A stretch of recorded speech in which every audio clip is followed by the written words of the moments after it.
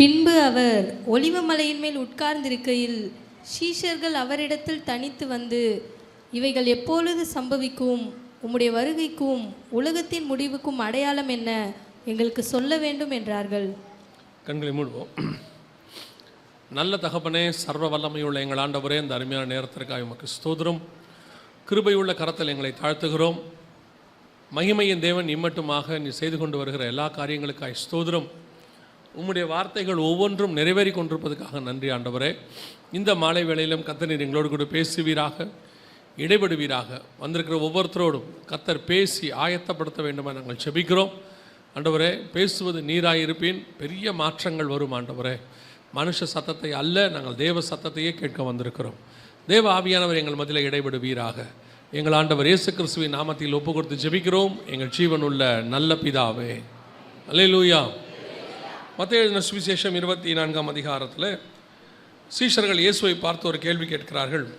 உம்முடைய வருகைக்கும் உலகத்தின் முடிவுக்கும் அடையாளம் என்ன? எங்களுக்கு சொல்ல வேண்டும் என்றார்கள். இயேசு கிறிஸ்துவினுடைய வருகை மிக சமீபமாக இருக்கிறது. பொதுவாக இயேசு கிறிஸ்துவினுடைய வருகை குறித்து இப்போ இந்த காலகட்டத்தில், அதாவது இந்த அவருடைய வருகை நிறைவேறுகிற இந்த காலகட்டத்தில் நாம் அதிகமாக அதை குறித்து தியானிக்கிறதில்லை. உதாரணமாக இயேசு முதலாவது வரும்போது பார்த்திங்கன்னா, மத்தேயு சுவிசேஷம் நம்ம வாசிக்கிறோம் இல்லையா, காலம் நிறைவேறின போது அவர் வந்தாருன்னு. அவர் வரத்துக்கு முன்னாடி பார்த்திங்கன்னா ஒரு 430 வருஷம் இருண்ட காலம் அப்படிம்பாங்க, மல்கியாவிலிருந்து மத்திய வரைக்கும். காரணம் என்னென்னா, அந்த காலகட்டத்தில் தேவனை பற்றின அறிவு அல்லது தேவனுடைய பிரசன்னமோ அல்லது ஆவியானவருடைய வெளிப்பாடோ ஜனங்களுக்குள் இல்லாமல் இருந்தது. அதனால தான் இயேசு வந்து பிரசங்கம் பண்ணும்போது வசனம் சொல்லுது, இருளில் இருக்கிற ஜனங்கள் பெரிய வெளிச்சத்தை கண்டார்கள். இப்போ இயேசு வர்றதுக்கு முன்னாடி ஒரு மிகப்பெரியதான ஒரு வெற்றிடம், ஒரு இருள் ஜனங்களுக்குள்ளே வந்து ஒரு ஆயத்தம் இல்லாத தன்மை. அதனால தான் ஆயத்தப்படுத்துகிறவன் ஒருத்தன் வந்தா, வழியை ஆயத்தம் பண்ணுகிற யோவான் ஸ்நானகன். அப்போ இயேசு வர்றதுக்கு முன்னாடி இது நடக்குது பாருங்களேன். அப்புறம் ஒரு வெளிப்பாடு யாருக்கு இருக்குதுன்னா, வானசாஸ்திரிகளுக்கு இருக்குது. அவர்கள் வந்து ஏரோதின் இடத்துல சொல்லுகிறார்கள். அப்பொழுது அவர்கள் வேத வசனத்தை ஆராய்ந்து பார்க்கிறார்கள். ஆராய்ந்து பார்த்து, ஆமாம்மா மேசியா பிறக்கிற காலம் இதுதான், பெத்லஹேமில் பிறப்பார் அப்படிங்கிறது எல்லாத்தையும் அவங்க கண்டுபிடிக்கிறாங்க. ஏன் அவர்கள் அதை முன்பதாகவே செய்யவில்லை? அவர்கள் கையில் வேதம் இருந்தது, ஆனால் அதை அவர்கள் முன்பதாகவே செய்யவில்லை. யாரோ ஒருத்தர், அதுவும் புறஜாதியார், கிழக்கிலிருந்து வானசாஸ்திரிகள்னு வசனம் சொல்லுது. அவர்கள் அந்த தேசத்தை சார்ந்தவர்கள் அல்ல, கிழக்கில் இருக்கிறவர்கள். வெளியிருந்து ஒருத்தர் வந்து உள்ளே சொல்ல வேண்டி இருக்குது, உங்களுடைய மேசியா வரப்போகிறார் அப்படின்னு சொல்லி. அப்படியானால் கையில் வேதம் இருக்கிறது, எல்லாம் இருக்குது, ஆராய்ந்து பார்க்கிறவர்கள் இருக்கிறார்கள். ஆனால் அந்த வருகைக்கு ஆயத்தப்படாத கூட்டம் ஒன்று யூதர்களிடத்தில் காணப்பட்டது, இஸ்ரவேலிடத்தில் காணப்பட்டது. அதே மாதிரி தான் இப்போவும் இயேசு வருகிற காலம் நெருங்கி இருக்கிறது. ஆனால் இப்பொழுதும் திருச்சபைகள் பெரும்பான்மையானவை ஆயத்தம் இல்லாத தன்மை. அவங்களுடைய ஆயத்தம் எந்த அளவுக்கு இருக்குது அப்படின்னு கேட்டிங்கன்னா, இன்னும் ஒரு 100 வருஷம் நம்ம இங்கே இருக்க போகிறோம், இன்னொரு 200 வருஷம் இருக்க போகிறோம் அப்படிங்கிறதான ஒரு மனநிலை தான் இருக்குதே ஒழிய. ஆனால் வசனம் அப்படி சொல்லலை. ஆவியும் மனவாட்டியும் வா என்பார்களாக காத்திருக்க சொல்லுது பைபிள், நம்மளை எதிர்பார்த்திருக்க சொல்லுது. ஆவியும் மனவாட்டியும் வா என்பார்களாக ஒரு எதிர்பார்ப்போடு சபை இருக்கணும். அதனால தான் ஒவ்வொரு வாட்டி நீங்கள் கம்யூனியன் எடுக்கும் போது என்ன சொல்லி எடுக்கிறோம், ஆண்டவர் நமக்கு என்ன சொல்லியிருக்கிறாரு அப்படின்னு பார்த்தா, நான் வருமளவும் என்னை நினைவு கூறும்படி இதை செய்யுங்கள். அப்போ கம்யூனியனுங்கிறத அவர் வர வரைக்கும் தான். ஒவ்வொரு வாட்டி கம்யூனியன் எடுக்கும் போதும் நீங்கள் நினைவு கூற வேண்டியது என்னென்னா, அவர் வரப்போகிறாரு, அவர் சீக்கிரத்தில் வரப்போகிறாரு, இந்த கம்யூனியன் காலம் முடியுது, உடன்படிக்கை முடிவடைய போகுது அப்படிங்கிறது தான் நம்மளுடைய எதிர்பார்ப்பாக இருக்கணும். ஆனால் இன்றைக்கி சபைகள் அந்த எதிர்பார்ப்போடு இருக்குதா? யோசிச்சு பாருங்கள். இயேசு இன்னும் பரமேறிய போகலை. போகாததுக்கு முன்னே சீஷர்கள் இயேசுவை பார்த்து கேட்குறாங்க, உங்களுடைய வருகைக்கு அடையாளம் என்ன? எப்போ திரும்பி வருவீங்க? இயேசு மரித்து உயிர்த்தெழுந்துட்டார். 40வது நாளில் சீஷர்கள் அவரை பார்த்து கேட்குறாங்க, இந்த காலத்தில் இஸ்ரவேலுக்கு ராஜ்யத்தை திருப்பி கொடுப்பீர். அப்போவே அவங்க எதிர்பார்த்துருக்குறாங்க, திருப்பி இயேசு உடனே வந்துடுவார், திருப்பி ராஜ்யபாரம் வந்துடும். 1 யோவான் 2ஆம் அதிகாரம் 18ஆம் வசனத்தை வாசிக்கும்போது யோவான் சொல்கிறாரு, பிள்ளைகளே, இது கடைசி காலமாக இருக்கிறது, அந்தி கிறிஸ்து வருகிறான் என்று நீங்கள் கேள்விப்பட்டபடி இப்பொழுதும் அநேக அந்தி கிறிஸ்துகள் இருக்கிறார்கள். அவங்க அதையே கடைசி காலம்னு சொல்லிட்டு இருக்கிறாங்க. அன்னைக்கு பவுல் சொல்கிறார் 2 தெசலோனிக்கேயர் 2ஆம் அதிகாரத்தில் 7-8 வசனத்தில் வாசிக்கும் போது, அக்கிரமத்தின் ரகசியம் இப்பொழுதே கிரியை செய்கிறது. அவங்க அப்போவே ரெடியாக இருந்தாங்க, காத்திருந்தாங்க, கிறிஸ்துவை சந்திப்பதற்கு எதிர்பார்த்திருந்தாங்க. ஆனால் அது வருகிற காலம் அல்ல, அதான் ஆரம்ப காலம், கடைசி காலத்தினுடைய ஆரம்ப காலம், மாம்சமான யாவர் மேலும் ஆவி ஊற்றப்பட்ட காலம். ஆனால் அதே கடைசி காலத்தினுடைய முடிவுக்கு நம்ம வந்திருக்கிறோம். இப்போ அன்னைக்கு இருந்ததை விட 2 மடங்கு ஆயத்தம் இருக்கணும், அன்னைக்கு இருந்ததை விட இன்னும் வாஞ்ச இருக்கணும், அன்னைக்கு இன்று இருந்ததை விட சபை இன்னைக்கு எதிர்பார்ப்போட இருக்கணும். ஆனால் சபையினுடைய இன்னைக்கு நிலைமை தான் ரொம்ப கஷ்டம். யோசிச்சு பாருங்க, கிளம்பியாச்சு, வஸ்திரம் தரிச்சாச்சு, கையில் தீவட்டியை எடுத்தாச்சு, மணவாளனை எதிர்பார்த்து புறப்பட்டாச்சு. ஆனால் வேதம் சொல்லுது, வருகிற நேரத்தில் அவர்கள் உறங்கி விட்டார்கள், நித்திரை மயக்கமாக இருந்தார்கள். அவங்க புறப்பட்ட காலத்தில் அவர் வர காலம் இல்லை. ஆனால் அப்போ அவங்க ஆயத்தமாக புறப்பட்டாங்க, கையில் தீவட்டி இருந்துச்சு, அவங்க கன்னிகைகள் ஆயத்தப்பட்டு புறப்பட்டாங்க. ஆனால் வரும்போது பாருங்க, நித்திரை மயக்கமாக இருந்தார்கள்னு சொல்லுது. அதே மாதிரி தான் சபை இன்னைக்கு ஆரம்பத்தில் அப்போஸ்தலர் காலத்திலிருந்து வருக வரப்போது காத்திருந்தாங்க. எனக்கு தெரிஞ்சு போன தலைமுறை வரைக்கும் அப்படித்தான் ஊழியர்களும் சபையும் இருந்துச்சு. ஏன் இத்தனை ஆண்டு காலம் பல சபைகள் இவ்வளவு வளர்ச்சி அடைந்து இடங்களை வாங்கி போட்டு அப்படி இருந்த காலகட்டத்தில் கூட இந்த காத்திருந்த சபைகள் என்று சொல்லக்கூடிய மணவாட்டி சபைகள் அதையெல்லாம் எதிர்பார்க்காம ஒரு கொட்டாவை போட்டு கொட்டடிச்சுக்கிட்டு இருந்தாங்க. அவங்க எதிர்பார்ப்பு என்னவா இருந்துச்சுன்னா, இடம் வாங்குறதாக இல்லை, அவருடைய எதிர்பார்ப்பு இயேசுவை சந்திப்பதாக இருந்துச்சு, அவங்களுடைய எதிர்பார்ப்பு கிறிஸ்துவை சந்திப்பதாக இருந்துச்சு. அதுக்கு நடுவில் என்னென்ன நமக்கு சபைக்கு தேவையோ ஊழியத்துக்கு தேவையோ அதெல்லாம் பரலோகம் கொடுக்குது, வாங்குகிறோம் விற்கிறோம், அது வேற விஷயம். ஆனால் அவங்களுடைய பிரதானமான எதிர்பார்ப்பு கிறிஸ்துவாக இருந்துச்சு. இன்னைக்கு சபையும் சரி, சபையான விசுவாசிகளை சொல்கிறேன், விசுவாசிகளும் சரி, அநேக ஊழியர்களும் சரி, வருகைக்கு எதிர்பார்த்திருக்கிற கூட்டமாக இல்லை. உலகம் அழிய ஆரம்பிக்கிறதுக்கு முன்னாடி ஏறக்குறைய ஒரு 969 வருஷத்துக்கு முன்னாடி ஏனோக்கு கிட்ட கர்த்தர் சொல்றாரு, நான் பூமியை நியாயம் தீர்க்க போறேன்னு. அப்பவே ஏனோக்கு ரெடி ஆயிட்டாராமா. அவர் சொல்றாரு, தேவனோடு கூட சஞ்சரித்து கொண்டிருந்தார். ஆனால் அவர் சொல்லி அவர் ஆயத்தப்பட்டு ஏறக்குறைய 969 வருஷம் கழிச்சுத்தான் பூமியில அழிவு வந்துச்சுன்னு சொல்லி முதலாவது அழிவை நம்ம பார்க்கிறோம். ஆனால் என்ன ஆச்சரியம் தெரியுங்களா, அவர் ஆயத்தமாக இருந்து பிரசங்கம் பண்ணி அநேகருக்கு சொன்னார். ஆனால் அழிவு வர நேரத்தில் பார்த்தீங்கன்னா ஜனங்க எப்படி இருந்தாங்களா, உணராது இருந்தார்கள்னு மத்திய 24:37-38 சொல்லுது. அந்த செய்தி வந்தபோது, நியாய தீர்க்க போகிறார் என்று ஏனோக்குக்கு செய்தி வந்தபோது, வெளிப்பாடு வந்தபோது ஒரு ஆயத்தம் காணப்பட்டுச்சு. ஆனால் அதுவே முடிகிற காலம் வரும்போது ஜனங்களுக்குள்ளே உணர்வில்லாத இருதயம் இருந்துச்சு. அதே மாதிரி தான் இந்த வருகையை பற்றின உணர்வு முதல் நூற்றாண்டில் அப்போஸ்தலர்கள்ட்ட அவ்வளவு அதிகமாக இருந்துச்சு.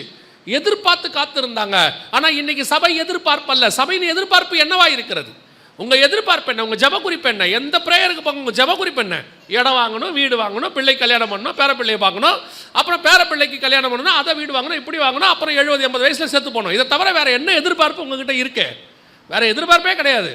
இருக்கிற ஆசீர்வாதம்னா என்ன? சபையில் இடம் வாங்க போனோம், அதை வாங்கிட்டோம், கார் வாங்கிட்டோம், எல்லாம் வாங்கிட்டோம், இதான் ஆசீர்வாதம். இதை ஆசீர்வாதம்னு முதல்ல யார் சொன்னா? முதல்ல இது ஆசீர்வாதம் அல்ல, இது தேவை, நீட். வாழ்க்கையின் தேவை ஆசீர்வாதமாய் மாறாது. ஆசீர்வாதம் என்பது வேறு. ஆபிரகாமுக்கு அப்பவே தெரியுது, பிள்ளை இல்லாமல் இருக்கிறாரு. 12ஆம் அதிகாரத்தில் புறப்பட்டாரு. 12ஆம் அதிகாரத்திலே ஜனங்களை சவதரிச்சிட்டாரு, செல்வ சீமானா மாறிட்டாரு. 13ஆம் அதிகாரத்தில் ஆஸ்தி தாங்கக்கூடாததா இருந்தது, இவ்வளவும் கிடச்சிருச்சு, மொத்த அவருக்கு காசு கிடச்சிருச்சு, செல்வ சீமானாய் மாறிட்டாரு. 15ஆம் அதிகாரத்தில் ஆண்டவரை பார்த்து கேட்குறாரு, ஆண்டவரே எல்லாம் ஓகே தான், பிள்ளை இல்லாமல் இருக்கிறேனே, என்ன செய்யலாம்? ஆண்டவர் சொல்றாரு, சரி அதையும் தரேன்பா, பிள்ளையும் தரேன். 17ஆம் அதிகாரம் வரைக்கும் பார்த்தாரு, இஸ்மவேல் ஒரு பக்கம். ஆண்டவர் 18ஆம் அதிகாரத்தில் சொல்றாரு, 17ஆம் அதிகாரத்தில் சொல்றாரு, ஈசாக்குன்னு ஒரு குமாரனை தருவேன். எல்லாம் வந்துடுச்சு. இப்போ வயசாகி போச்சு, 100 வயசாகி போச்சு, 100 வயசை தாண்டிருச்சு. பேரப்பிள்ளைகள் வரைக்கும் பார்த்துட்டாரு, யாக்கோபு வரைக்கும் பார்த்துட்டாரு.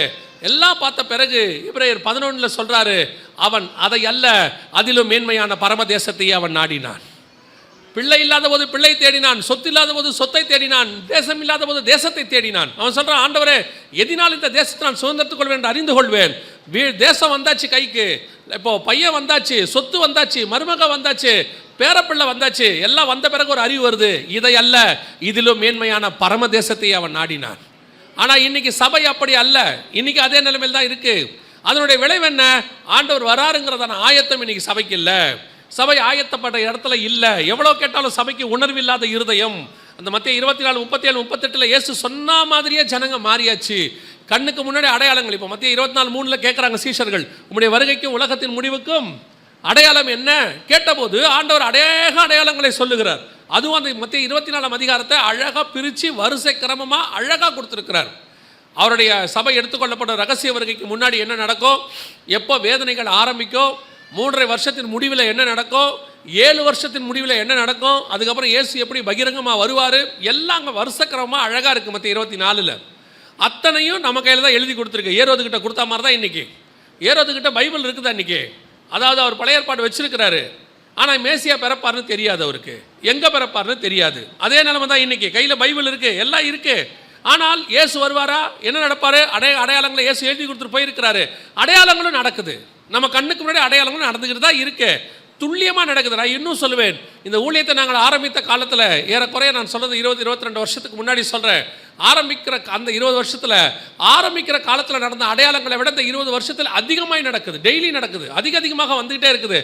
ஆனாலும் அன்னைக்கு அந்த ஒரு 20-30 வருஷத்துக்கு முன்னாடி இருந்த பரிசுத்தவான்கள்ட்ட இருந்த ஒரு ஆயத்தம் இப்போ இல்லை. சபை சோரம் போகிற காலத்தில் காணப்படுகிறது. அநேக அடையாளங்களை ஆண்டவர் சொல்லி வைத்திருக்கிறார். ஒவ்வொரு அடையாளங்களும் துல்லியமாய் நிறைவேறிக்கிட்டே இருக்குது. அந்த அடையாளங்களை வைத்துக்கொண்டு என்ன செய்யணும்? வேதம் சொல்லுது, அற்புதங்களையும் அடையாளங்களையும் எதுக்காக கொடுத்தாராம்? வேத வாக்கியத்தை உறுதிப்படுத்தும்படிக்கு. அவர் அற்புதங்களினாலும் அடையாளங்களினாலும் வேத வாக்கியத்தை என்ன செய்தாராம்? உறுதிப்படுத்தினார். அப்போது இந்த அடையாளங்கள்லாம் வச்சிட்டு இருக்கும்போது நம்ம ஒன்று தெரிஞ்சுக்கணும், வேத வாக்கியம் ரெடி ஆகுது, வேத வாக்கியம் உறுதிப்படுது, வசனத்தில் சொன்ன ஒவ்வொன்றும் என்ன செய்யுது? துல்லியமாக நடக்குது.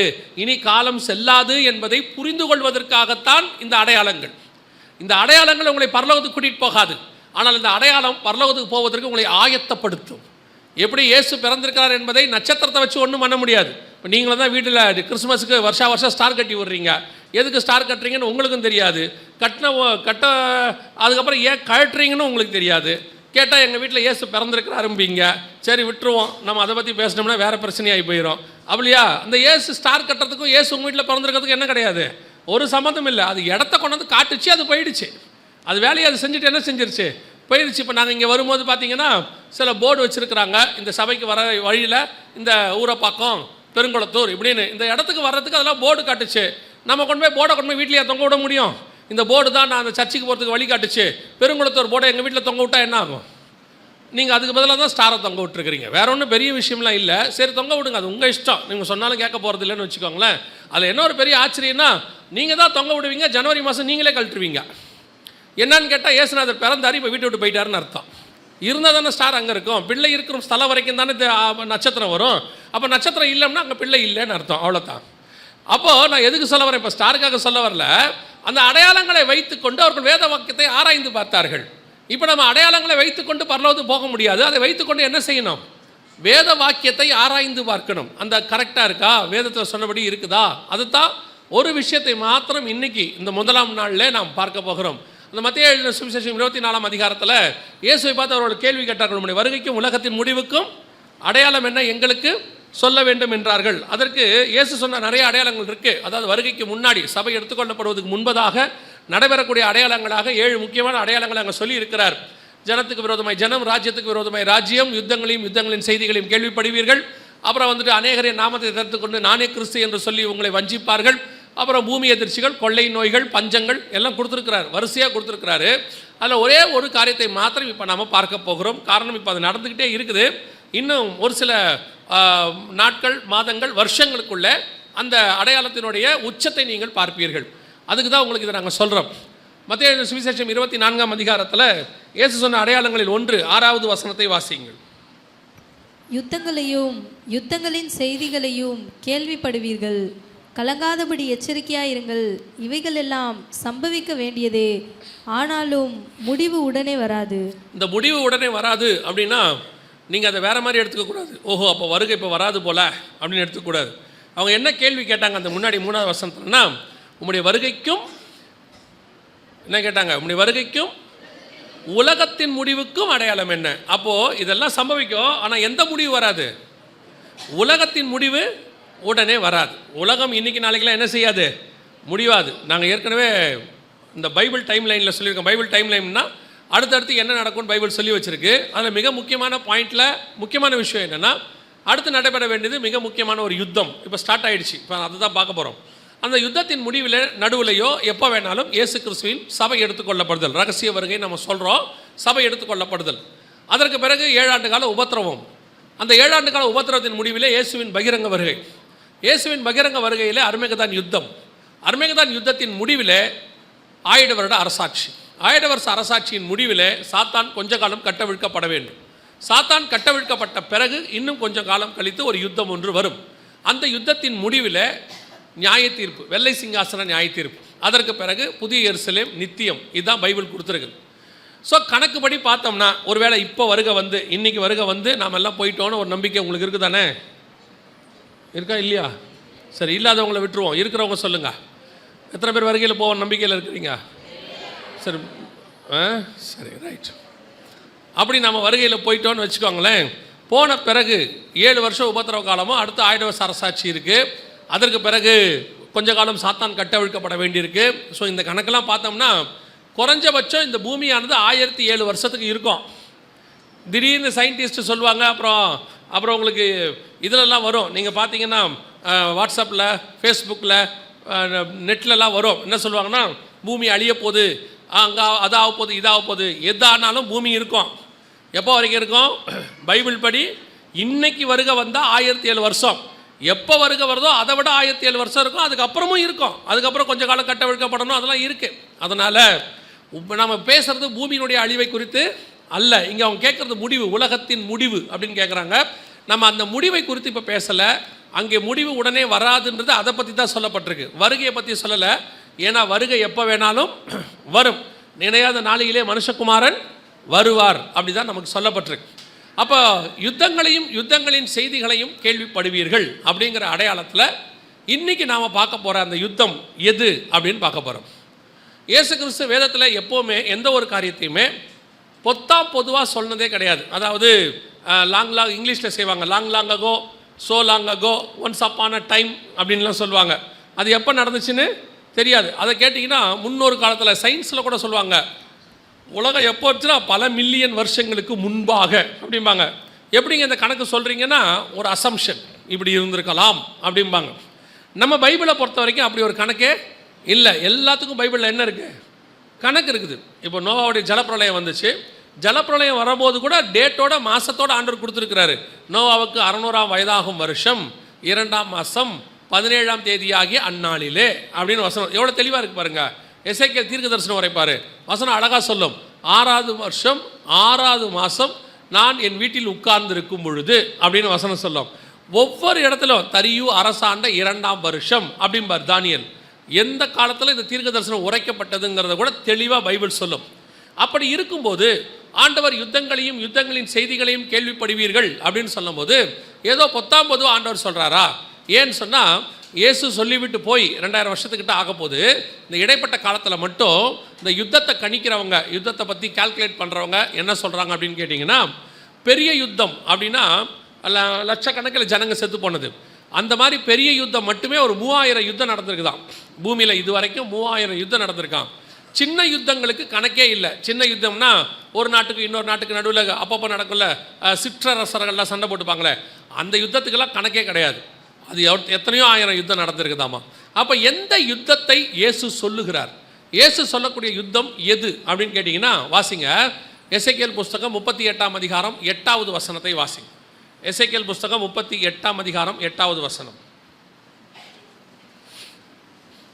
அநேக நாட்களுக்கு பிற்பாடு நீ விசாரிக்கப்படுவாய். பட்டயத்துக்கு நீங்களாகி பற்பல ஜனங்களிலிருந்து சேர்த்து கொள்ளப்பட்டு வந்தவர்களில் தேசத்தின் கடைசி வருஷங்களிலே வருவாய். இது யாரை பத்தி சொல்லப்பட்டிருக்கிறது? கடைசி வருஷங்களில் இந்த யுத்தம் நடக்கும் அப்படின்னு வசனம் தெளிவாக சொல்லுது. எந்த கடைசி வருஷத்தில் இந்த யுத்தம் நடக்கும் அப்படின்னு கேட்டிங்கன்னா, பற்பல ஜனங்களிலிருந்து சேர்த்து கொள்ளப்பட்டு வந்தவர்களின் தேசத்தில் கடைசி வருஷத்தில் இது நடக்கும் அப்படின்னு இருக்கு. பற்பல ஜனங்களிலிருந்து சேர்த்து கொள்ளப்பட்டு வந்தவர்கள் அப்படின்னா நம்ம காலத்தில் இஸ்ரவேல் ஜனங்களும் இதுக்கு முன்னாடி 2 தடவை அவங்க தேசத்துக்கு சேர்த்து கொள்ளப்பட்டிருக்கிறாங்க. முதலாவதாக மோசே தலைமையில் எகிப்திலேருந்து வந்தாங்க. 2வது செருபாபேல் தலைமையில் அங்கே மேதிய பெர்ஷியா சாம்ராஜ்யத்திலேருந்து வந்தாங்க. அப்படி வரும்போது அவங்க அந்தந்த தேசத்திலிருந்து தான் வந்தாங்க. ஆனால் வசனம் சொல்லுது, பற்பல ஜனங்களிலிருந்து சேர்த்து கொள்ளப்பட்டு வந்தவர்களின் தேசத்தின் கடைசி வருஷம். இது யாரை பற்றி, எந்த ஜனங்கள் நேரடியாக வசனத்தில் உங்களுக்கு வேணும்னா அதே அதிகாரம் 16வது வசனத்தை வாசிங்க.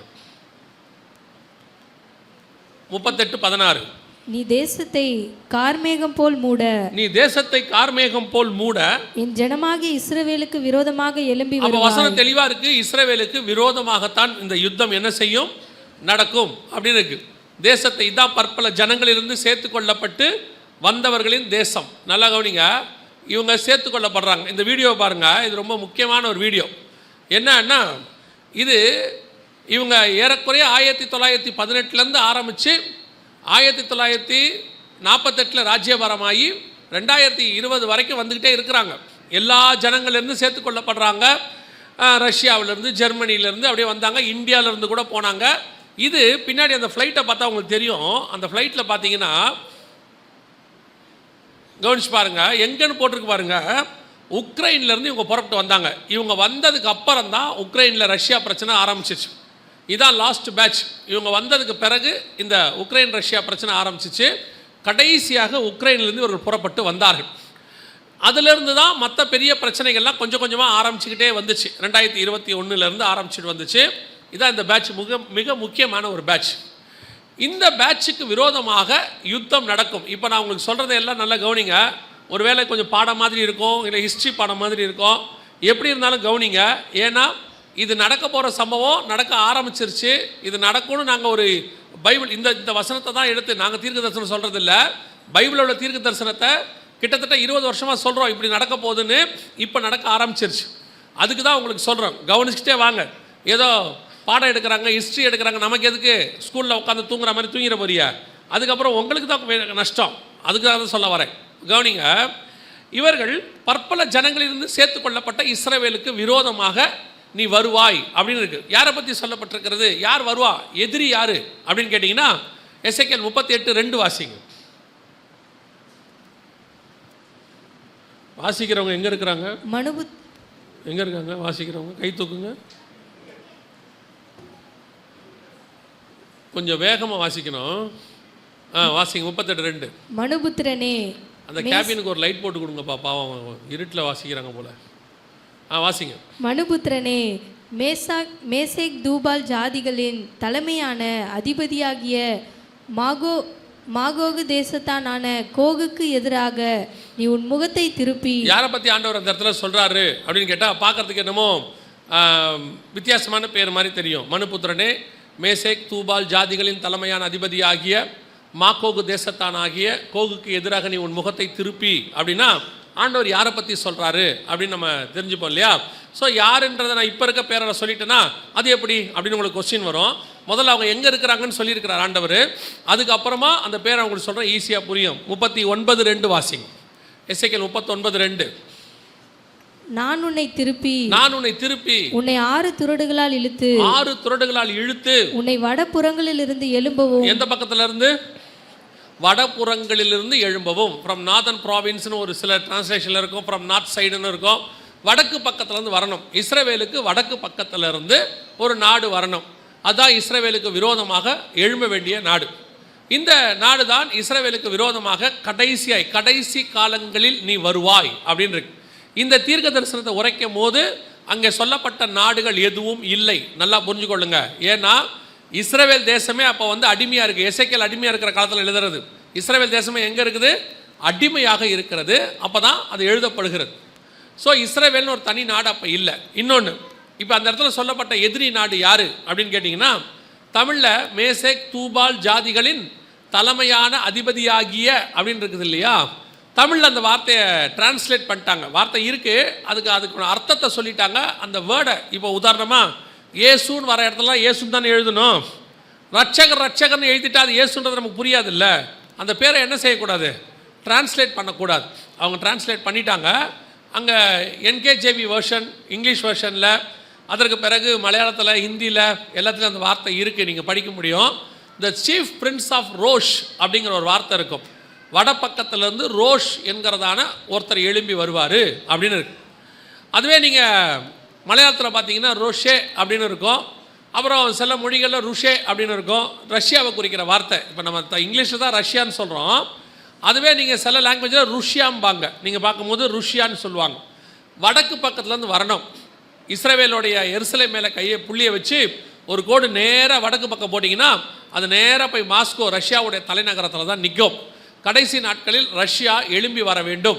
அதுலேயும் பெரிய ஆச்சரியம் என்னன்னு கேட்டிங்கன்னா, ரஷ்யாவுக்கு உதவி செய்யக்கூடிய நம்பர் 1 நாடு எது? ரஷ்யாவுக்கு உதவி செய்கிற நம்பர் 1 நாடு எதுன்னு ஆண்டவர் சொல்லியிருப்பார்.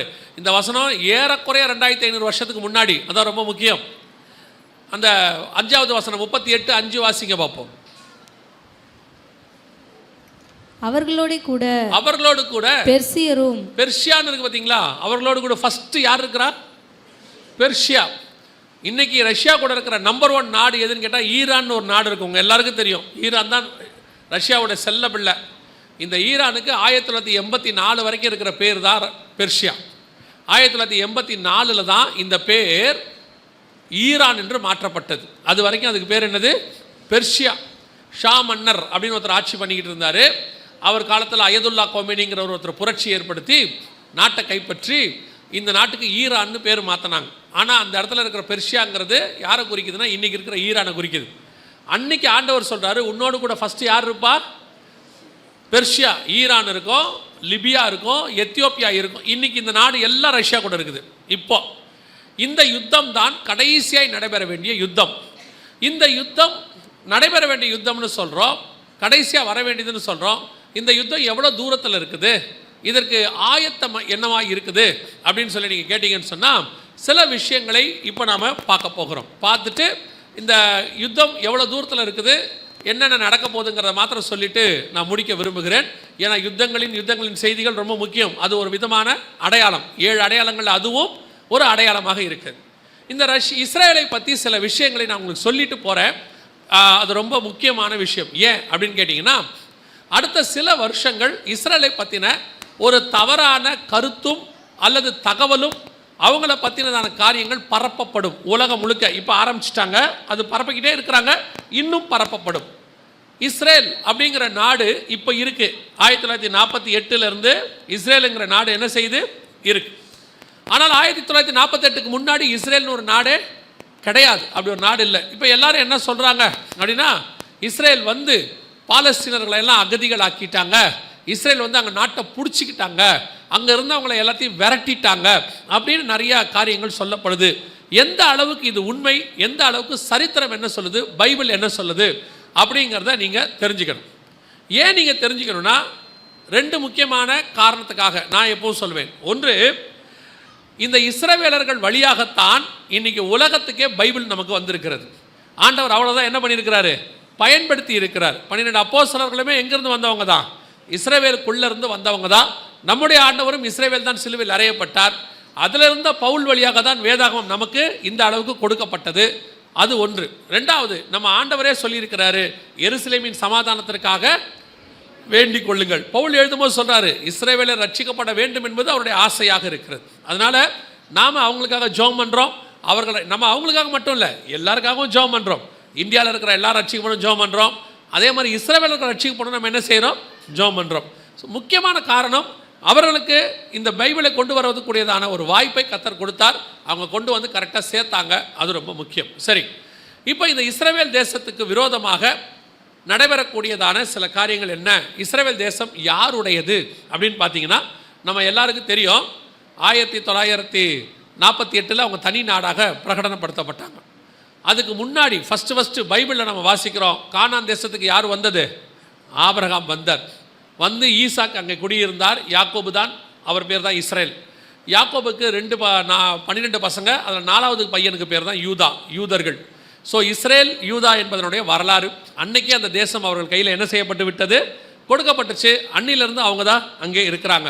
ஒரு கூட்டம் சொல்லும், இல்லைங்க அதெல்லாம் நாங்கள் ஒத்துக்க மாட்டோம், அதெல்லாம் பழைய கதை, பைபிள் கதை, அதை எடுத்துக்கிட்டு இப்போ வராதிங்க.